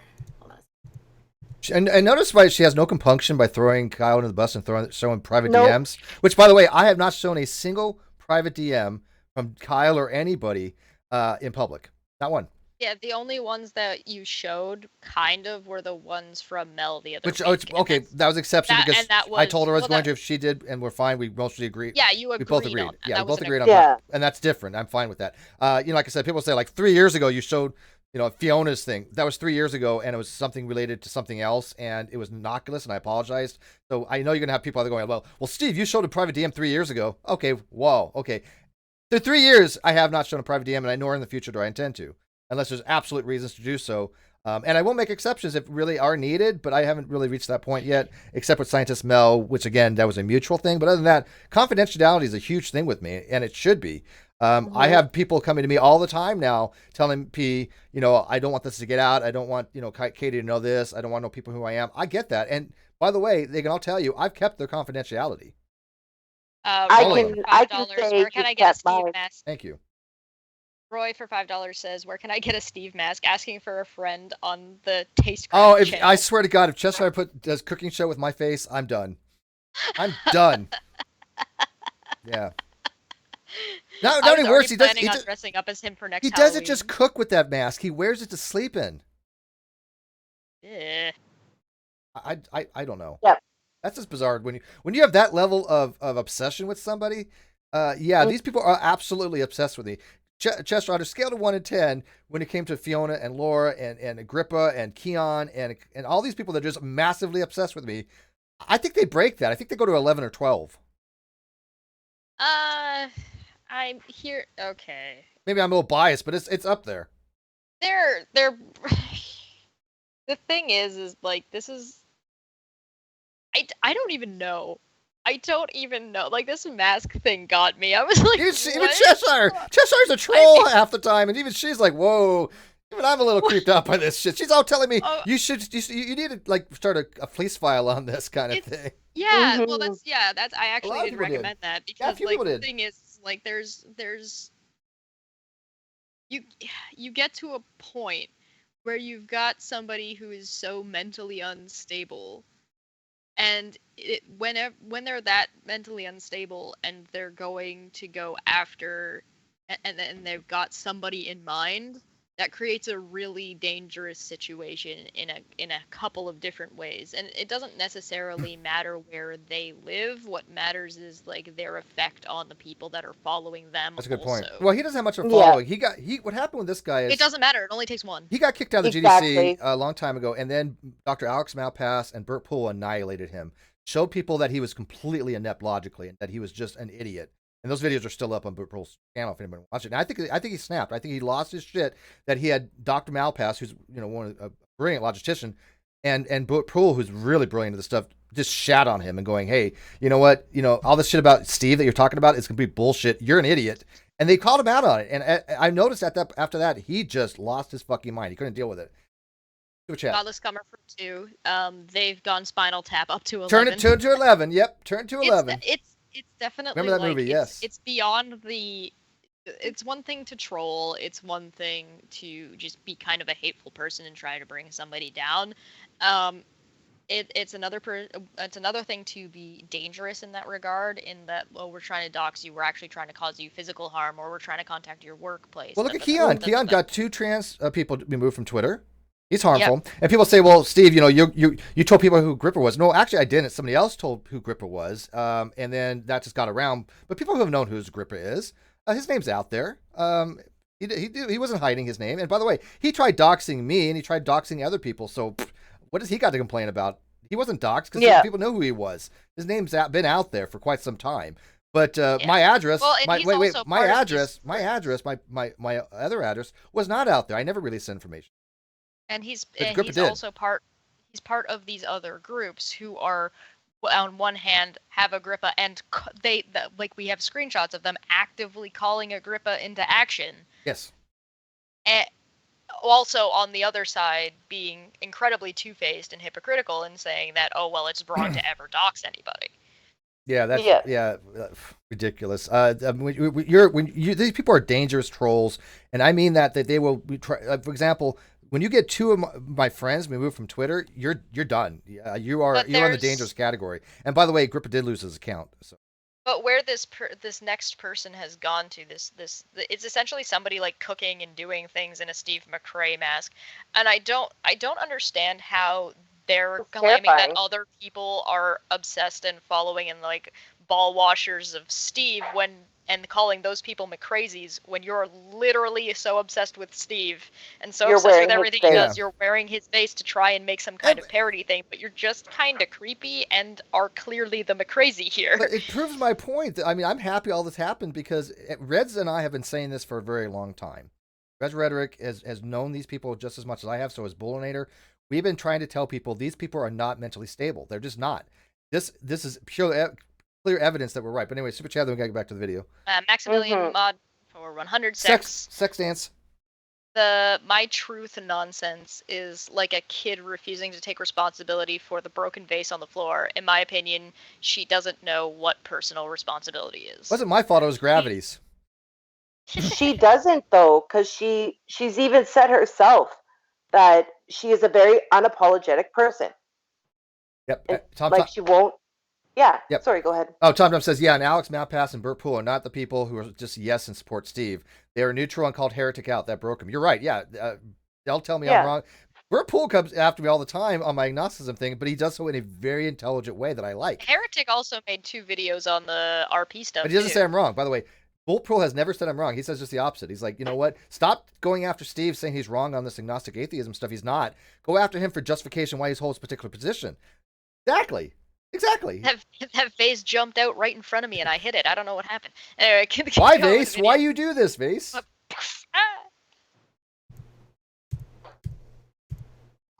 Let's watch her be confused. So he said, we had a meeting on Friday, came to some agreements, and I said, yeah, what was the conclusion? And he said, Steve will get half up leading up to the break off of non sequitur, and it will stay with me. So that he said the channel would stay with me. Oh, who decided this? Wait. Yeah. Who decided this?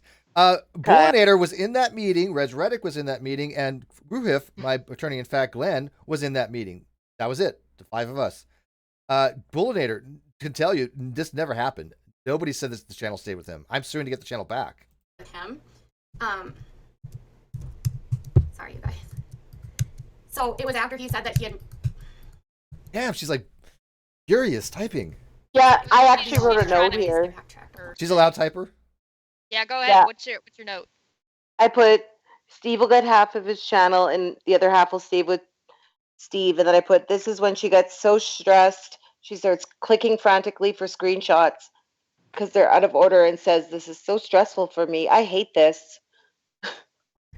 You mean you didn't do any proper prep work, like, a journalist or a writer would do in presenting your information? People aren't going to believe me, and I hate that part of the so internet. Stressed. Say that she's so stressed out. Never mind the shit she put me through. Yeah. We're doing this for this reason, and I honestly have no other motive, but I don't like lying. I don't like it when people lie to me. Okay, that breaks the internet right there. I'm sorry, the internet has been completely demolished. When this woman says she doesn't like lying, yep. That's like Hitler saying that he doesn't like gas chambers. I mean, hey, there's the everything comes back to Hitler. How to throw Hitler in there somewhere. I was working on that. I mean, it's like, are you kidding me? We need to be more demonetized. Yeah, this has been yellow from the first 5 minutes.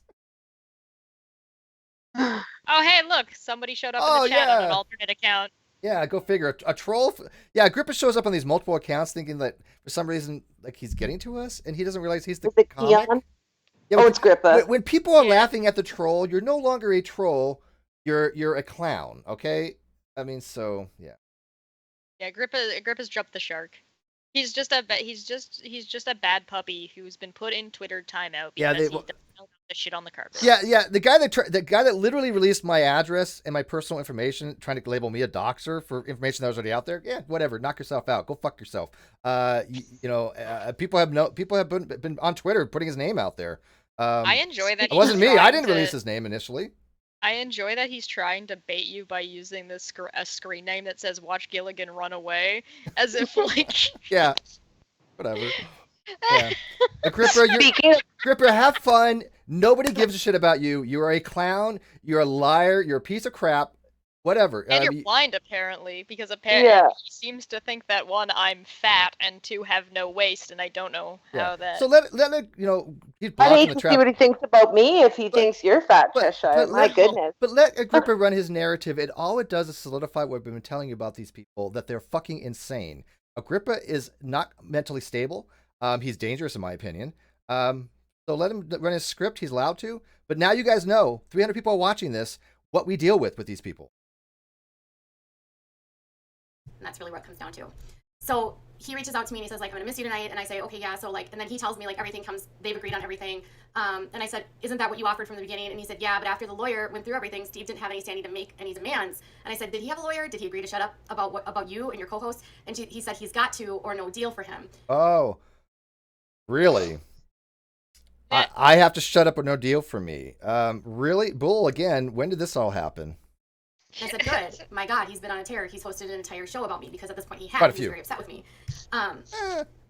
So it was after that he told me that everything was settled. I did the stream with him, and then on that stream, and I don't have screenshots of this, he told me that, I asked him again about the meeting, and he said, well, it was me, and it was Steve, and it was my lawyer and his power of attorney. And we all sat down, and my lawyer went point, and he basically showed Steve everything about what was going on, and Steve didn't have a leg to stand on, and so Steve is going to stop doing this. I'm going to give him 50% of everything. Okay, let's dive into this if I can real quick. There was no lawyer in that meeting, and that meeting was recorded. It is on my channel. You can go watch it. I'll put the link in the video description when this uploads. It's called Whose Side is Telling the Truth? Go watch it after this video. There was no lawyer in there, and no lawyer went point by point with me. At no time did somebody say I didn't have a leg to stand on. My lawyer jumped on this chance. Mm-hmm. He was like, holy crap, yes. He hated Kyle. When he saw Death of Non Sequitur show, he's like, this guy is just flying. And he took this case immediately. So it was, So for him to say that he had a lawyer in there that was telling Steve, you have no case, you have no leg to stand on, and basically implying that I have to shut up if I want my money. Bullshit. That was all Kyle lying. And by the way, Kyle did sell her this. I'm convinced she's telling the truth on this. Kyle did say this to her. Jess, you want to add on that real quick? Nah. And it's going to be over. And so it was after that, he had told me again that it was over, that someone tagged me on something on Twitter, and I was like, well, you guys, it's over, it's already done. And it was innocent on my part because I literally believed that it was over. I think she's right on that. I think she, I believe her. Yeah. There was no attorneys. What are you doing? What's going on? And then at that point, I was extremely upset because I was like, holy crap, did he lie to me? Yes. And so, let's see if I can get this back. It's suddenly dawning on her, right, that she was lied to, but it was only after a fact that I was going to sue her for defamation. Because I'm pretty sure. What's the date on this? Can you guys see the date? July 10th. July 13th, July 11th, July 10th. Okay, yeah. So I don't know when the day was. This was before that I threatened to sue her, but where was this in the timeline as far as the tweets? I don't know. Was she still committed? Asking me about fraud afterwards? I'm gonna have to check on that because this was early on that she was aware of this. It was all the way back in July. I might be let me go to her Twitter for a second. Am I able to look and stay connected? Yes. Yeah, you'll just lose video. Yeah. Okay. Without a crystal ball, did she accuse me of fraud afterwards? I'm just kind of curious. Katie wasn't he said he's lying. If you notice, I have a stream to set up that tomorrow. So I had said to him, I thought you got all this settled, and I said I didn't see that. And he said there's a link, and then I said, what was that from? I thought the stream was tonight. I'm confused. You told me you met with your lawyer and Steve. These are so out of order. Okay, sorry. This was the first one. It says Steve is saying you guys never met with lawyers. He was on Reds, which was another channel, bitching, and people are back. And I thought you said this was done. And then he told me that. Oh, that was when Kyle was gonna do the setting the record straight stream. So this is way early on. Yeah. Okay. So is when I seen those tweets. Sorry, guys. Yeah. Okay. This was when. Kyle set up a stream that said Non Sequitur setting the record straight, and so Red's Rhetoric set up a stream to go live after Kyle, and the times were there, so it was going to be it was taking place an hour and a half after Kyle's stream, to respond to Kyle and what he was saying, and then Kyle said that Red didn't do his, and that he was going to respond to whatever Red streamed, because he wanted to respond to Red's responding to him without responding, I guess. So what we did is we did a birthday stream for me, which is on my channel, and then so Kyle went live the next day, which would have been the 12th or the 13th. Which was bizarre. He was yeah. Explain that really in detail. Which, by the way, he did not respond to what Reds ended up streaming that night because I didn't get a happy birthday, and I'm offended. Well, yeah, you were turning 17. It's not like a big. I did such good art for him. But it was really weird. Okay. Oh, sorry. And then Reds ended up going live. Yeah, but because he was supposed to do a video. Okay, this is the timeline for people that don't know this. I was going to do a stream, setting the record straight. Yeah, but I wanted to get that. So it was confusing what you said. So he was going to do a stream called Setting the Record Straight. Now, we were on Red's channel. We were going to wait for this and watch it in real time. But then Kyle said, well, if Reds is going to have a stream, I'll wait for that. And it's like, no, his stream is waiting for you. So it was really kind of bizarre. Yeah, he's lying. If you notice, I have a stream set up to expose that tomorrow, and I said I didn't see that. And then I reached out to him again, and I said, I thought your stream was tonight. I'm confused. You told me you met with your lawyer and Steve. And I believe her. She probably was confused because Kyle's lying. And then I said, I'm confused. You told me that you met with your lawyer and Steve in a group call. You told me that your lawyer presented him with info. She probably and then last night you said he hadn't met the lawyer. And that was after he did the stream where he said, like, oh, no, there hadn't been a lawyer, and he's never met my lawyer, and blah, blah, blah. And he's like, okay, so initially it was my lawyer, and by the way, he told this to people that his lawyer sat down with me, Bull, and Reds and explained we had no case, and that if I wanted any money, I had to shut the hell up and couldn't talk about anything. And that never happened. No. The video is on my again, it's called Who's Telling the Truth? Go find it on my channel. And also watch the Death of Non Sequitur show. That's easy to find. It's my trailer. Please watch that video. It's like, no, not with my lawyer, Steve's lawyer, which made no sense to me. Why would Steve's lawyer present information to him that would make Steve have to bend to Kyle's dance? Yeah, she's right. That was like my first red flag. That she actually thought there. And I said, you said you all met together. And he said, we all did. I was alone. And he said, but I asked you if your lawyer was there, and you said yes. Maybe I misunderstood what you were asking. My attorney didn't want me to meet with them in the first place. He said it was me, Steve, and Red, Dave, and Steve's power of attorney. And I said, you didn't mention anyone else was there, just the four of you. He said, Dave didn't say a word. I think it's funny now Steve has been instructed not to comment. And I said, why doesn't your attorney just reach out? And he said he's going to once it's ready to be sent over.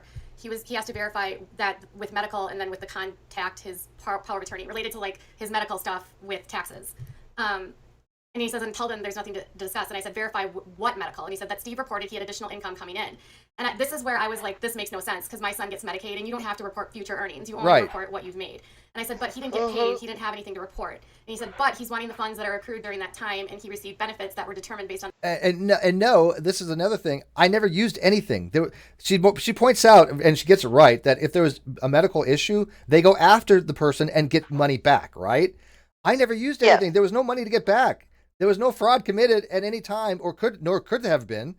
But still, even if I had used medical during that time, that would have been on me, not Kyle.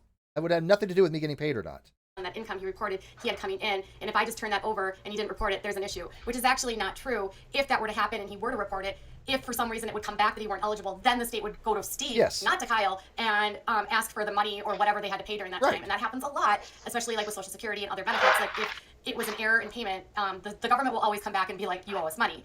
And it would not have been Kyle's responsibility at all. As long as Kyle reports his taxes, what he gives to Steve is not his issue. And so that was sort of another red flag for me. Good point, Sadie. Why is that her business? It's not. Exactly. This is what I pointed out. Why she did jump into this business. Into my business. She has numerous screenshots of this. On the outside. She's the person on the outside looking in. Should I show? Nothing to do with it. Maybe you know what? Maybe I should show those. Let me go to my Instagram here because I actually have them on the fly of her asking about this. And I'll find that in a second. And I said, but if he didn't receive the income that accrued during that time, he can't report it. You can't report money that you haven't received. State benefits are not approved based on future income. Where's the apology in this apology video? And he said he can report it. It comes eventually. The issue is the money he wants was made during that time. It was just being held by me, and the taxes were being paid by me. And I said, so you paid taxes on the income? And then he sent me something to do with the SSI. And I said, okay, so are you worried you were going to get in trouble for this? And he says, no, because the responsibility to report those lies with him, I have plausible deniability, which again makes no sense. Like if he's saying that it doesn't, he told me like if he's not worried that it's going to come back to him, then why couldn't he just give Steve the money? And right, exactly. And by the way, here's the screenshots here. Who pays your medical? I'm still waiting. Who pays your medical? Why aren't you answering? Who pays your medical? What medical do you receive? Medical disability? medical benefits, medical. Oh, that's what I wanted to talk about. Medical disability. She and other people accuse me of being on disability, and say, "Oh, well, if Steve makes over a certain amount, he loses disability." I'm not on any disability. Never been on any disability. I have 0 rating from the Navy. 0. I've never had any SSI disability, none whatsoever, at any time. And they were trying to say, "Well, Steve loses his thing because of disability." Bullshit. But That's not how this works. That's not how any of this works. And she's sitting there saying, "Well, my son's medical is none of your business," and she's right on that. I stand by 1,000% on that. Yep. But this is what I was saying. She's a freaking hypocrite, and that's not the only one. She had more. Here, well, that's the thing, right? She's not only is she a hypocrite, and it's none of her business, but she's still trying to claim that she didn't have anything to do with it and didn't stick her nose in it, and she was on. What's all this? Yeah, exactly. Asking Kyle to participate in that fraud could get Kyle trouble legally. What fraud? There was nothing asking him to do shit. He had one comment that I made that he took. Well, he spun out of context. He has no emails of me asking him to do anything. He has no emails of us talking about committing any kind of fraud or holding any money, other than that one thing that I said at the very beginning before he even got paid. Or any revenue coming in. Other than that, there's nothing. This is why Kyle never showed anything. There was no talk of this, a fraud, of anything that was illegal. I even said specifically, I want to make sure all taxes are paid properly. I explicitly said that to him. And so yeah, so she's just lying her ass off right there. But remember, she's the one right off the hop who took the leap to fraud. Yeah, because she believed Kyle, her source, without any kind of, And Kyle, note that Kyle didn't correct her either. Oh, yeah. No, exactly. Of course not. He was running that narrative. He didn't want to pay me. He absolutely let her do that. Yeah. Yes. I almost feel like at one point, and I'm speculating here, that maybe Kyle was planning on throwing her under the bus before she threw him under the bus. By the way, this video is possible, but Kyle's been really quiet. This video has available. Somebody did upload it on Twitter. I think it was Team Mom Sense. Little Red. Yeah, Little Red. Team Mom Sense. Yeah, Little Red. Team Mom Sense. So it is available. I'll go find it and link it in the chat. So I didn't upload it because I'm not going to let her strike me again. But this is fair use. Why couldn't he have his attorney reach out to him? And I said, so if the liability falls on him, then why not just send the money? I'm confused. And he said, because my lawyer wants to be more than certain, it can't come back to me because now I'm aware of the intent. Come to find out, he never had a lawyer. He admitted that. Yep. So that was that's really the link in the chat. What? Okay. I just one of the linked last it in the times I chat sent to Kyle, because after that, I really liked Little Red. She's pretty cool. Gotta admit. I reached out to him and I told him, I reached Jesse, my moderator, Jesse Bear, will attest that this is exactly what I did. After I had that. Okay, real quick, I want to talk about Jesse Bear because I don't know Jesse Bear very well. Brittany and hey, Jesse Bear, Leslie, how maybe are you guys can help me here. I want Leslie. Leslie dropped. Oh, okay. I want then Brittany. Tell me about Jesse Bear because Jesse Bear contact me. If you were going to stand for Katie here, I'll have you on and we'll have a little chat. If you want to defend her actions and you're her most trusted advisor mod, let's do it. Yeah, this isn't hostile territory. We're not going to be mean to you. We're not the only time we start getting a little bit abrasive and mean is if you're an asshole. So if you want to come in and chat, come on in. This is not hostile territory. Yeah, I'd be happy to have a conversation with you. Even Katie, it would be awesome if she would just come on and just explain all this. Steve even offered her $100 to the charity of her choice. For an hour to have her come in and answer questions, yes. Yeah. I have nothing to hide, and she knows that she was wrong on all this. She admits that she saw all of my, not all, she saw a lot of my evidence. She's like, yeah, there's no possible way this was fraud. It was very clear that I wanted everything on the up and up, and very clear that I wanted to make sure the taxes were done properly. And she finally understood, this isn't income-based, and Steve doesn't lose his medical. It was seriously just, I had to make sure that, was it worth doing this project for just a nominal amount that would change the way I had it from a 50-minute drive to a 4-hour drive. That's the only thing I'm concerned about. And if it was, fine, but there was no intent to fraud anything. Everything was going to get reported. I always have.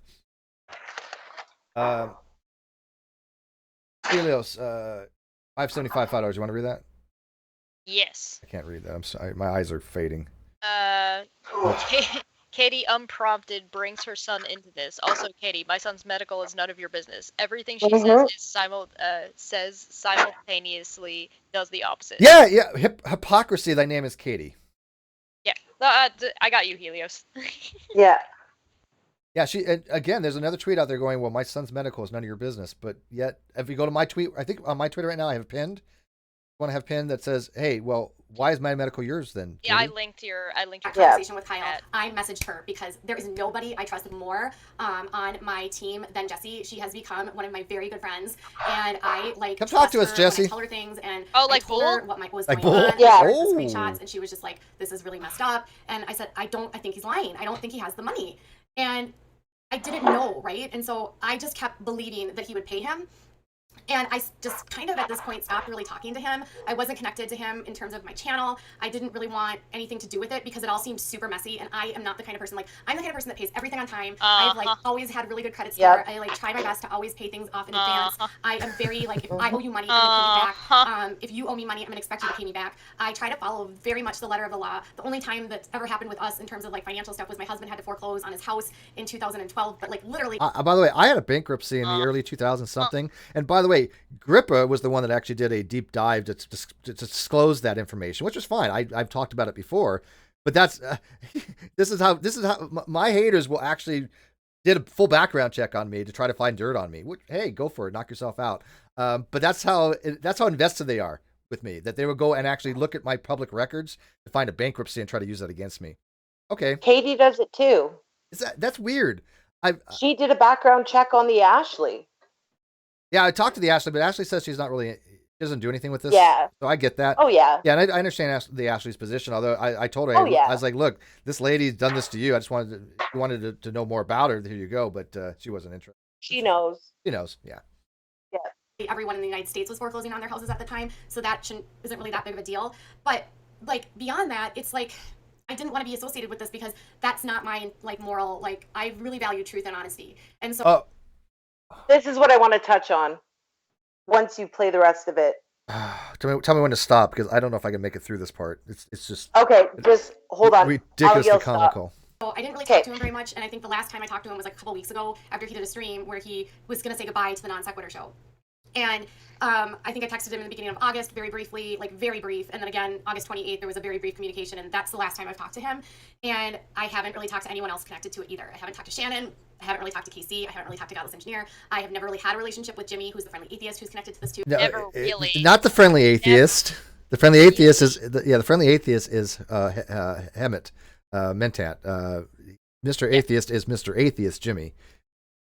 But Brittany, do you want to touch on that? Where her and keep in mind real quick, she already sets this up so that way she can backpedal or have plausible. She values truth. Because what did she say?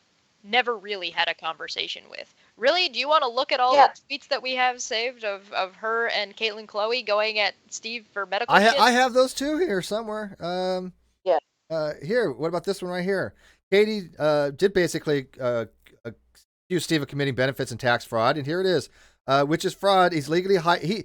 By the way, this wasn't like possible. She states he is legally hiding income from the government so that is they maintain his disability.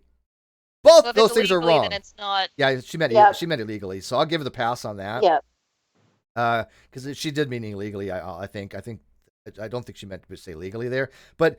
She said that I'm hiding income and that I can maintain his disability. Both of those are wrong. No income was ever hid, and I don't have disability. That's a fact. I mean, that's a fact, a material fact that is now known. And she said she didn't get involved. Mm-hmm. Hello? This is defamation. Outside looking in. Yeah, outside looking in. She basically tax evasion. Talk to Caitlin Chloe though. Yeah. She says all that, but she values honesty more than anything. This is Caitlin Chloe right here, though. Lied to. Brittany, this is Caitlin Chloe right here. This person she just said I don't really talk to. You know, maybe she meant it in like I don't know, like calling up on Skype and having a conversation. But it matters. She's right here saying there is tax evasion going on here. This is a statement of fact she's trying to promote. Oh gosh.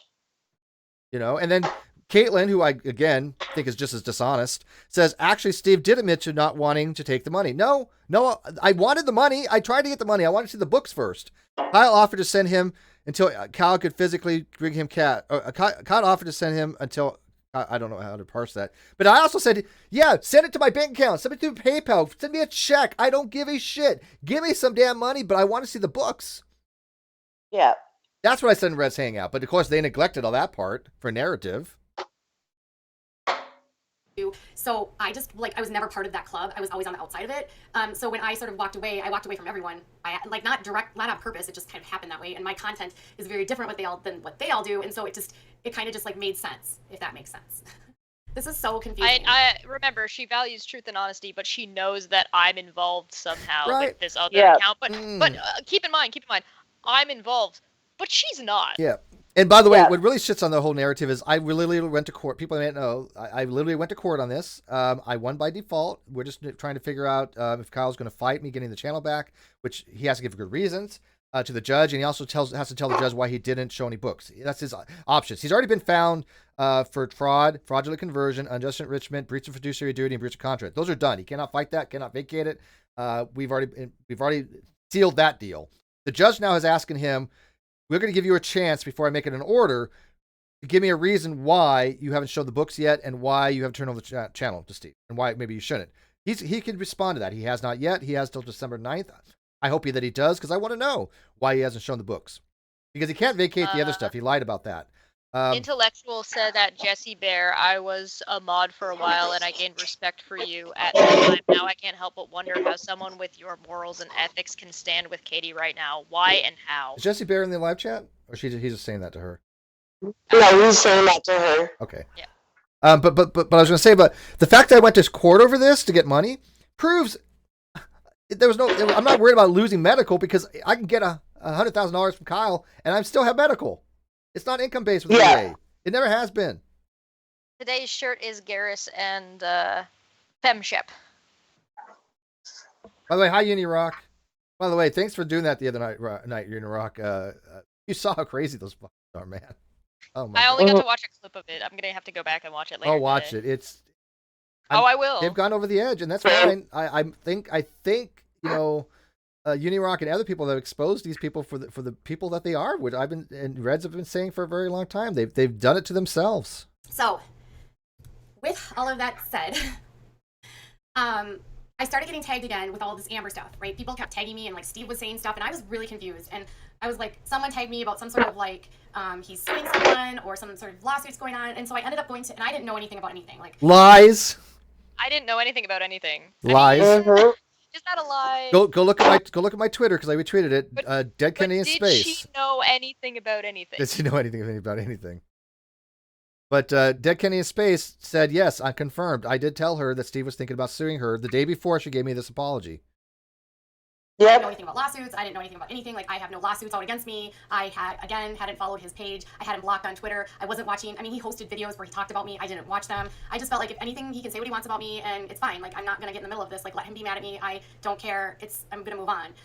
But you haven't, and you never will, and I'm never going to let you move on. No. I gave her an opportunity. This is what happened. I said, look, if you apologize, you're going to be off my radar. It's the words I use because I know other fish to fry. And this is exactly what I told people. And she issued an apology. Here's the apology right here. I'm going to show it to you guys who haven't seen it. And we'll read it here in a second. But I want to finish the video first, and then we're going to go over the actual apology. But then when she made this video, I uploaded this video to my Great Debate Community channel after she deleted it. And I was like, I was going to see if she was going to let it lie. Nope. She gave me a copyright strike on it. So yeah, she's back on my radar. And not only is she on my radar, she's on it for perpetuity. Let's finish the video. Then we're going to go we can do the but then apology. I ended up going to his Facebook page. Oh, shit. Yeah. Oop. Whoops. Yeah.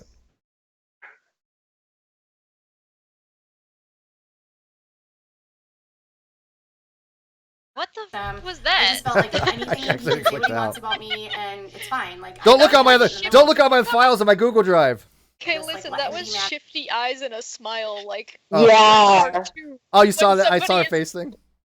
Yeah. At me, I don't care. I'm gonna move on. But then. Oh, real quick. She deleted when she was asked for evidence. Yep. If you ask her for any of this, she will block you and delete you, just like Scientist Mel will, and just like Caitlin will, and just like Goddess Engineer, Mr. Atheist. Any you ask them for anything evidence wise, you get blocked and deleted. Okay, so and keep in mind that she did this apology video then you did a video address, like we covered it like we are now, except with kid gloves on, because we were being nice to her and being like, okay, well, let's take her at this, so that way, it spread the word that she did apologize and we could move on or whatever. But then she went on a Twitter tirade, still accusing Steve of shit, because she didn't address the shit she's really supposed to be apologizing for. Yep. Like I said, we're 26 minutes and 25 seconds into this. And there still hasn't been an apology yet. She does get to it eventually, somewhat, but then. I know that she gets to it eventually, but she what gets I'm to it getting at at 30 is, minutes. Yeah, well, I told her though, even though it was a non-apology, I was like, well, what about the sexual harassment bullshit? And that's where it all kind of fell apart because she's like, well, DM me in private. I'm like, oh no. I messaged you in private on something like this. I want it public. that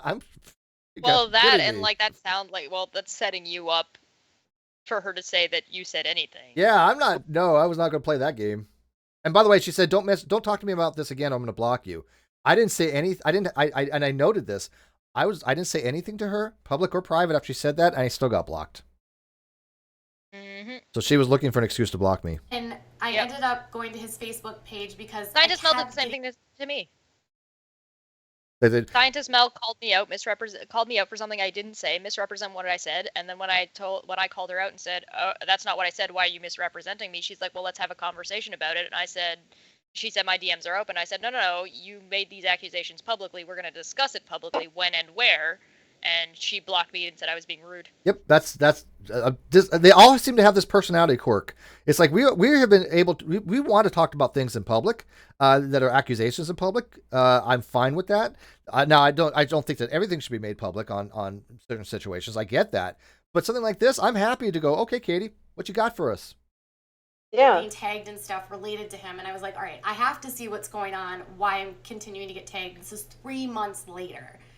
And I ended up finding he posted like a Google Drive to the lawsuit that he filed against Kyle in August, I think on August 23rd in Guilford County, North Carolina, which outlined all of the stuff related to the demise of Non Sequitur, their partnership, and like how he hasn't been paid, hasn't talked to an attorney, and everything that I felt in July. Reading the documents that he made against Kyle made sense.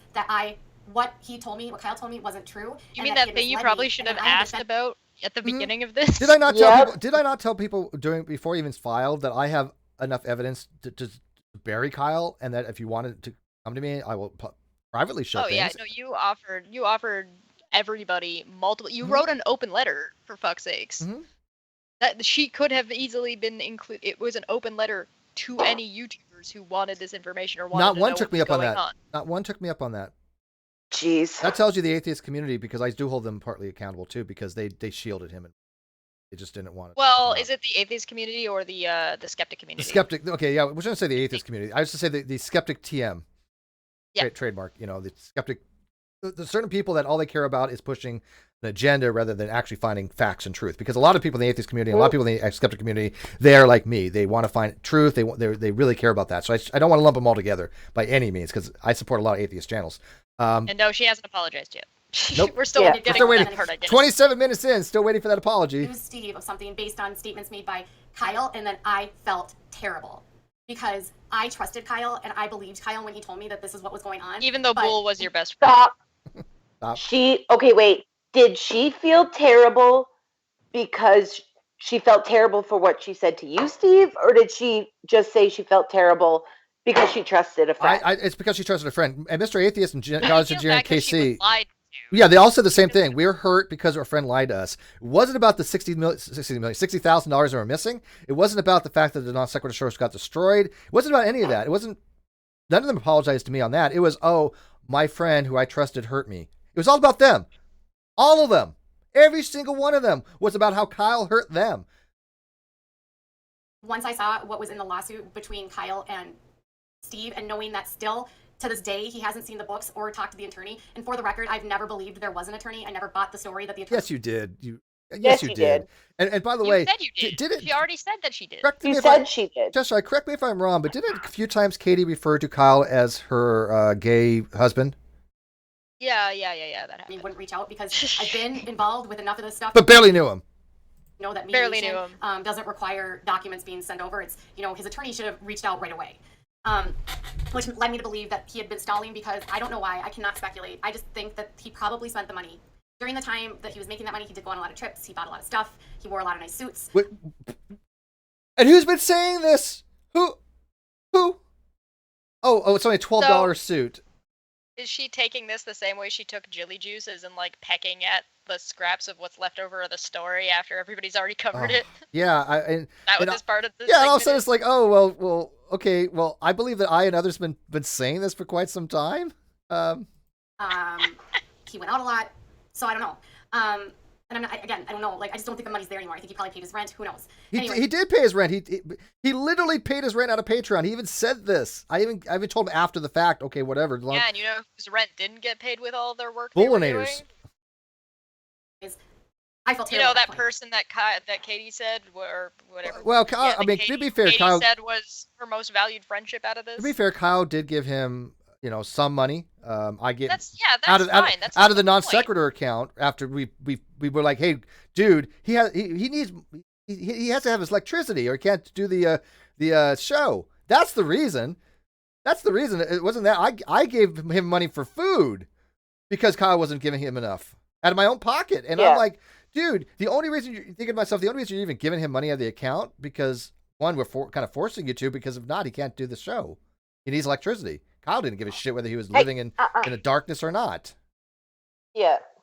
So then I put those tweets out this morning, and then I reached out to Steve and I said, listen, I just want to talk to you. I'm sorry. I feel like I was misled. And then Steve was basically like, I never believed that you were part of this. I believe that he lied to you and that you believed him. And because he was your friend, you stuck up for him. And that part's mostly true. It's not that I wouldn't go so far to say that I never believed that. What I told her was, I am convinced that Kyle lied to you and that you believed it. All that stuff that she said before, yes, I think that's the case. I think she was gullible, but that doesn't absolve her from the responsibility of the fact that she didn't do her due diligence to check her facts, nor come to me, or nor care about the veridicality of the data that she was putting out.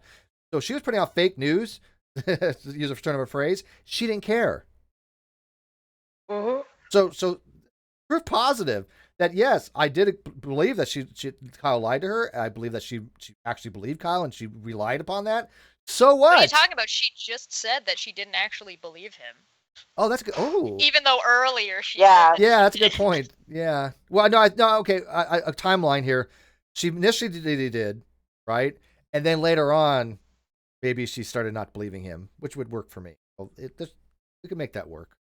Well, I'm just going by what she I'm said. steel manning. I'm trying to steel man. Yeah, I'm just going by what she said. I don't know. Is she your source now? And she. Friends. And I said, that's exactly what happened.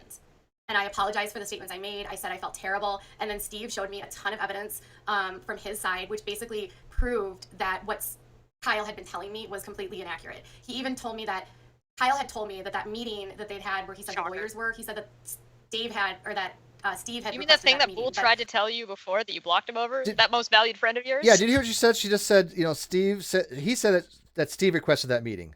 No, he actually went to Glenn first and said, I really want to talk to Steve about this. Can you arrange a meeting? And then she came to me. She's still getting shit wrong. She's still getting shit. Yeah. Well, no, I think, no, she fixes this in a second here. But, okay. But Kyle lied about that too. Because Kyle came to me afterwards and said, I think it's in your best interest to have this meeting with us. Now, I know I was being set up. I'm not an idiot. So I didn't say much in that video. But I think he was fishing. I think he was fishing for something he could use. Yeah. And he didn't get anything what he can use. But go watch that video on my channel. It's called Whose Side's Telling the Truth? And again, I'll put the link in the video description. But she actually recognizes that he's lying here. Ilya Moon makes a good point. Being lied to doesn't excuse bad behavior and perpetuating the situation. She should have stayed out. She's accountable to do that. Absolutely. Exactly. Or she's accountable to that. What are you talking about? According to her, she did. Yeah. Right? To Steve, that basically Kyle insisted on that meeting, wanted that meeting, didn't want anyone there, only wanted it to be them. So it wasn't like Kyle was being requested to have the meeting. I didn't insist on the meeting. I didn't give a shit about the meeting. I didn't want it. That was all Kyle. Everything with Kyle wanted that meeting. I have that evidence. She's seen it. And then I saw a lot of stuff about business things where he was like alleging to maybe be signing documents, legal documents for Steve. Just a lot of stuff that like appeared very shady. And I don't know if this was like the intention the whole time to like take the money, or maybe it was once the money started coming in, he might have intended to pay Steve, but then it got to a point where he didn't have the money anymore. And so then this web of lies started. I don't know. Like I said, I never saw the books and I was never paid. What I did was wrong because I believed a friend. And yeah, blame Kyle for all my things Anyways. that I did. When she starts doing that, she's trying to think of her next lie. Did you play with her hair? Yeah. No, Yeah. I've long since figured that out. I don't know what Kyle's motives were. I don't know why he didn't pay him. I don't know why he doesn't have an attorney or he didn't give the attorney's name. I can only say that, like, based on what I saw, I truly believe that Kyle misled all of us. And if you have supported Kyle and, like, I don't think this hurts me so much because It hurts her again. All about her. This is the apology video. Well, yeah, Steve, I'm sorry for like saying all these lies about you and trying to smear your credibility, but it hurt me. It hurt me. Yeah. Hold on, I haven't heard an I'm sorry yet. Well, it was in there somewhere. Just wait. valued our friendship It's coming so up. Okay, gotcha. And like I was so invested in that show because of like my connection and like doing the work with them. So Wait. I was so invested in that show and doing the work with them, although I really didn't have much to do with their show. I didn't have much to do with their show. I got a bit of I a never start got there, paid. but I was never involved really, and I didn't know them very well. But Yeah. I knew Kyle, but who was my most reliable friend. But I was so invested in the show that I didn't watch the segments that Steve was I was on. so invested, I didn't watch. I didn't have anything to do with it. I mean, now you know why I wanted this video on my uploaded on my channel, because I was like, holy crap, this is I'm like. sorry that this hurt me is not apologizing to Steve. No. Oh my god. Helios 575 for $5. She felt terrible because she was lied to, not remorseful about her conduct based on those lies, too prideful to admit she was wrong in her own That's exactly what it was. merit. That's exactly what it was, Helios. Exactly. Yep, you nailed it. I just want to see if she actually apologizes to Steve, or if she apologized, like if her apology is like worded a different way. That's all I'm looking for the daily viewer. If you have It's come coming. to this and realize that maybe I have something, I don't know. I gave you the screenshots so that you can see that I stopped trusting him, and none of the things that he said to me made sense. The evidence that Steve showed me supported my hunch that he was lying, and now I have to just say, I'm sorry to you, Steve, for making those statements. I would have never made those statements if I had known or had the right information or had trusted you to begin with. I didn't know anything, and I just followed and trusted a friend. But I'm not the kind of Okay, so real quick on that, she actually has tweets out there saying that she did know things, that she knew things that nobody else knew. I don't have that on my uploaded yet on my Instagram, but Without a Crystal Ball has it, says a tweet right there that says, you know, you're not in the know, I'm in the know kind of thing. No, she's not. And now she's just like, yeah, Cheshire, that's where she says it. Yeah. I'm sorry to you, Steve. That's her apology. So 31 minutes in. Yeah, click it back by like half a second. I want to make sure I actually get this. I stopped trusting him, and none of the things that he said to me made sense. The evidence that Steve showed me supported my hunch that he was lying, and now I have to just say, I'm sorry to you, Steve, for making those statements. I would have never made those statements if I had known or had the right information or had trusted you to begin with. I didn't know anything, and I just followed and trusted a friend. But I'm not the kind of person that will ever just blindly stay silent or trust someone or protect someone just because they are my friend. Okay, hold on. Okay, she did. She had the information earlier. She knew. She just said, okay, even besides that, what she just said was she said, I'm sorry to Steve for these things, and here's why, for saying those things about you without specifying what those things were.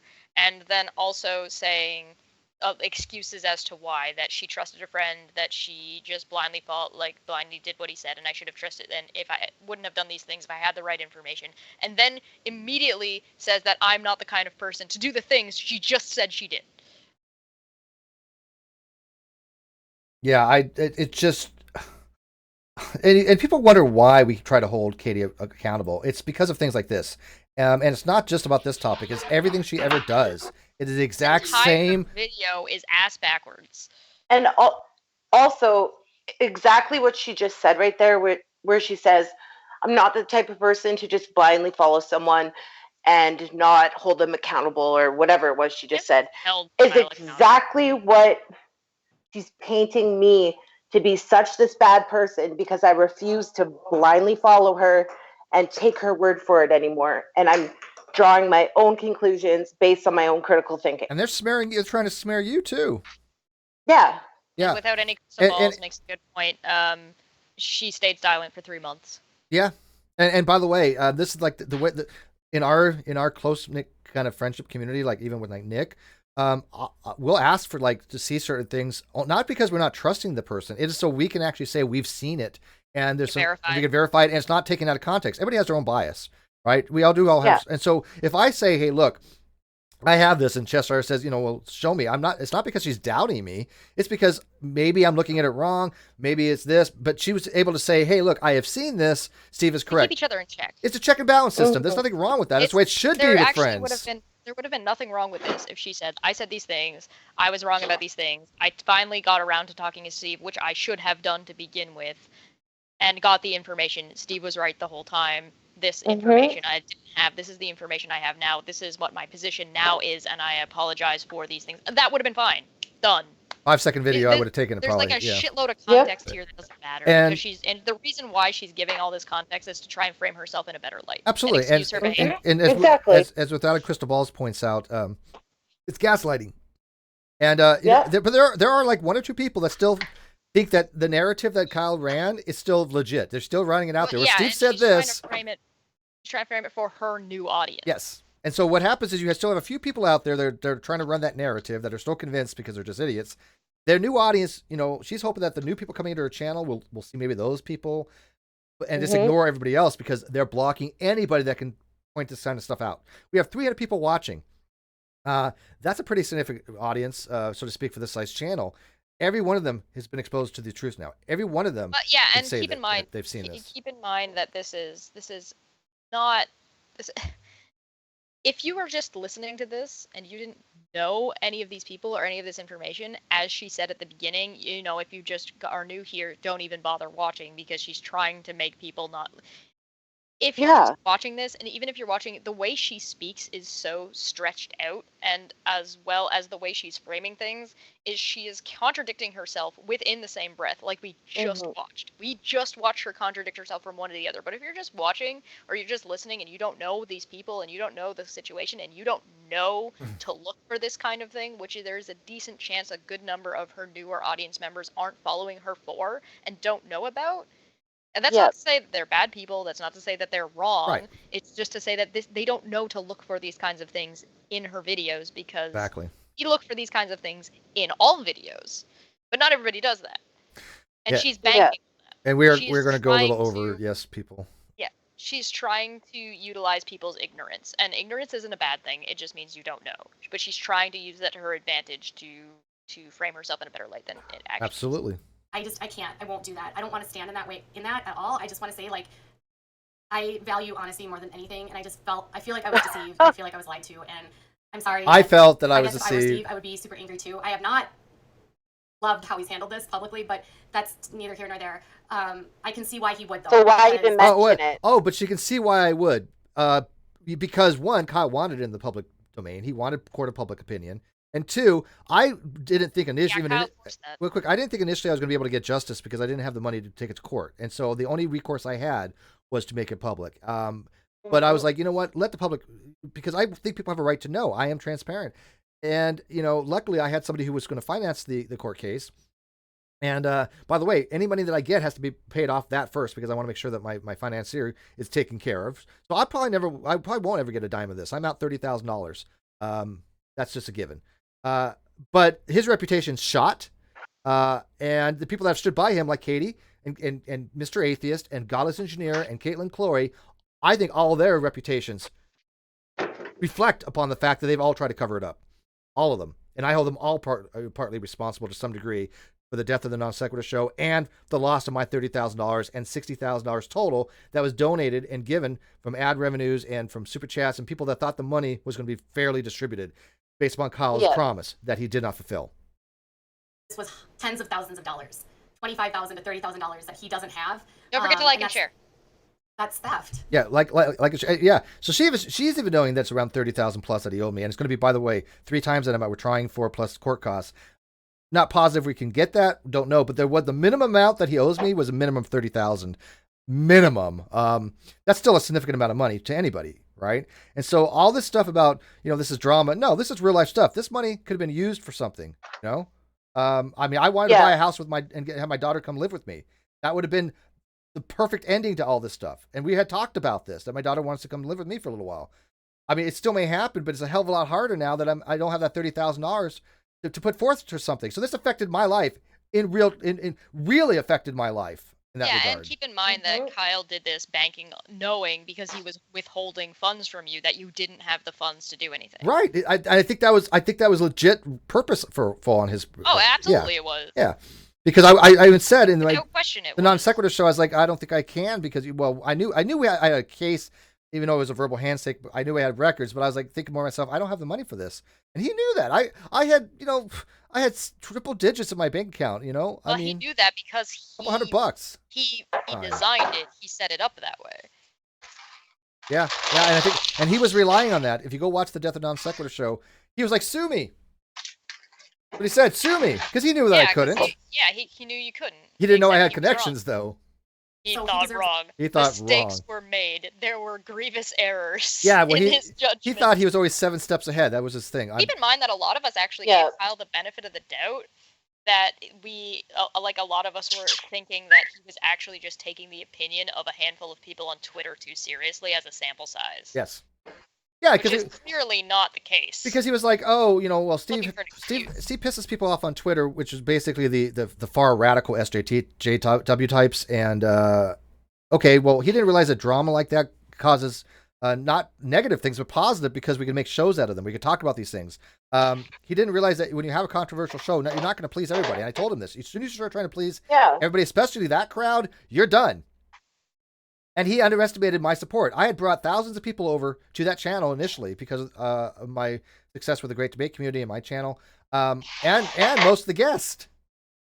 Ken Hovind, Aaron Raw, those were all my connections. Stealing money isn't drama. Yeah. Like I said, people don't realize that I am literally out $30,000 because of all this, and so. Do I sound like I'm in a tuna can? Probably.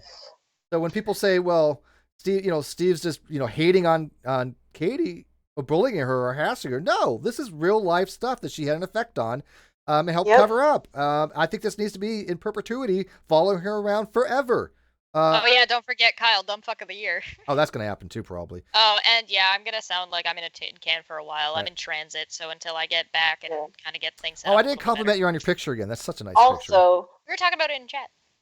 It might get loud here in a couple minutes. My kids' school bus is about to show up. All right. Well, we're gonna muddle through this, and I'm gonna do the apology in Twitter, and go. You're shade.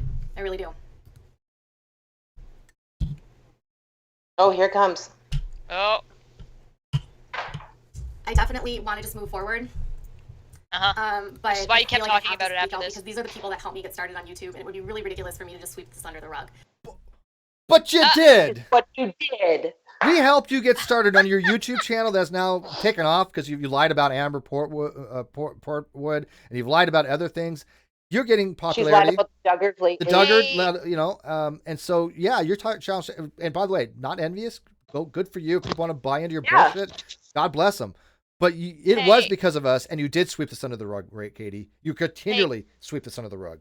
Hey, Katie Paulson, can I just direct you? Can I address you directly, real quick? Because I know you're going to be watching this at some point. I'm sure. If that is your stance, if you do not want to sweep this under the rug, and if you want to pay some kind of tribute back to the people who got you started on YouTube, why aren't you here?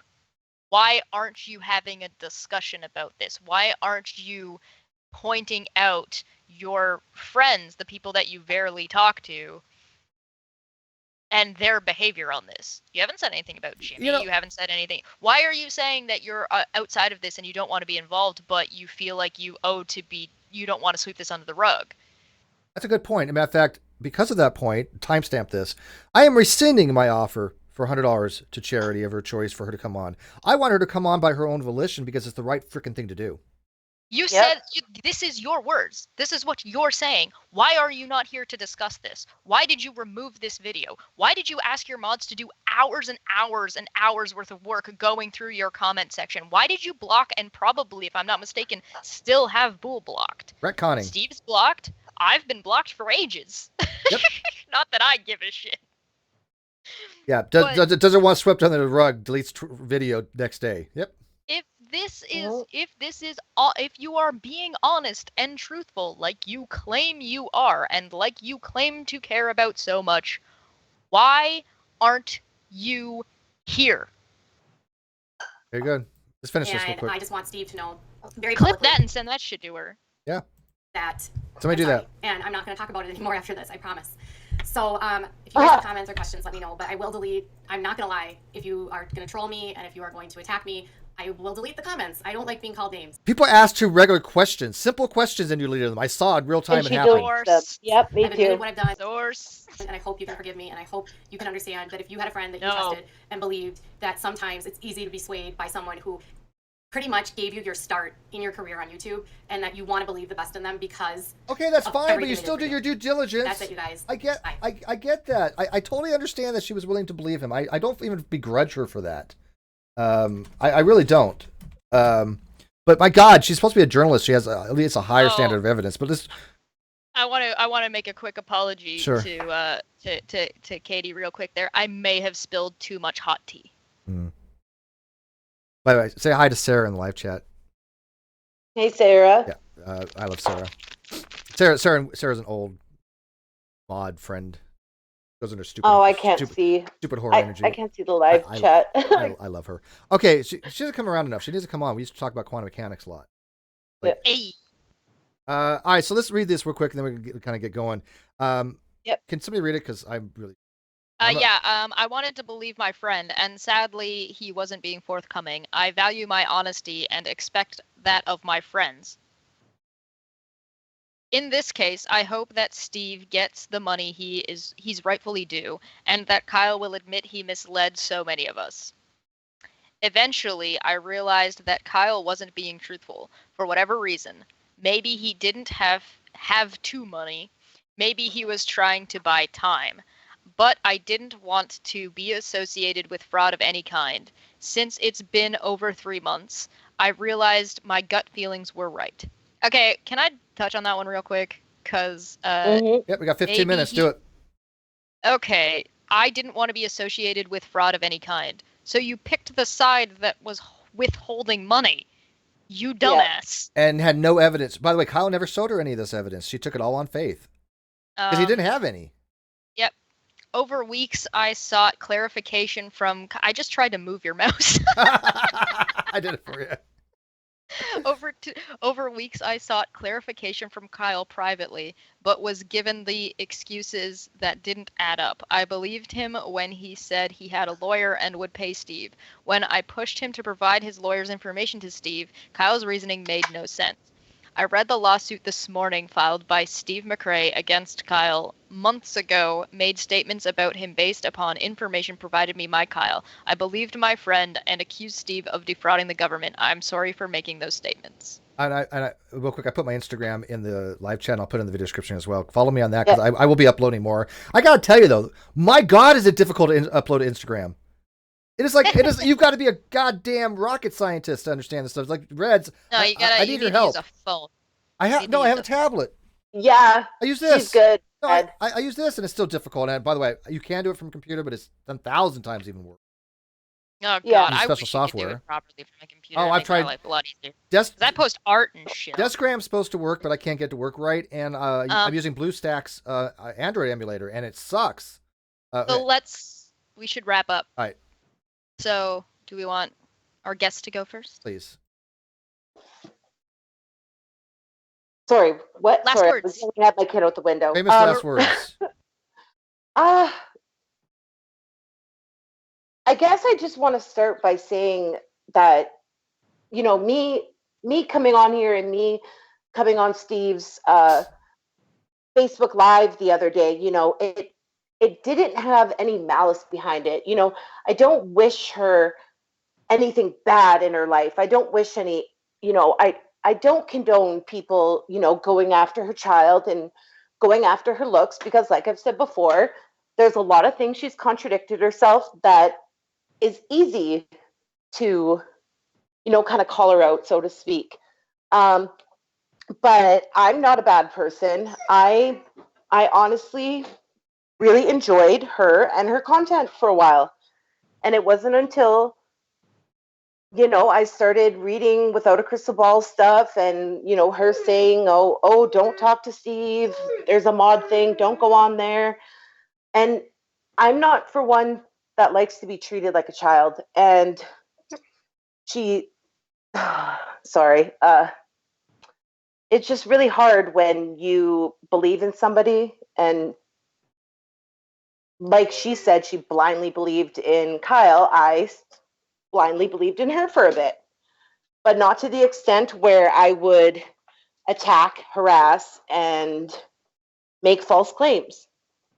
And I really do feel like she owes Steve a genuine apology. And Katie, because you're going to watch this, go on his channel, go on Leslie's channel, do it from your channel, talk to him. He deserves an answer as to why you accuse him of sexual harassment, why you're saying he committed fraud. These are serious allegations, and you still run those narratives to this day. So I don't watch her stuff, but she's still pushing some of this stuff, even though she even said that she saw the evidence. She's like 180. Oh God. So you got any? Oh, sorry. Get woke, girl. Hey, get woke, go broke, become a joke. Wesley, do you want to say bye? Here, hold on, guys. Wesley wants to say bye. Oh wait, All no right. kids, we're gonna get in trouble. No. Oh. Say bye. Are you bye. cold? What temperature is it there? Oh, I think I saw your window. No. It was like 33. snowing. Yeah.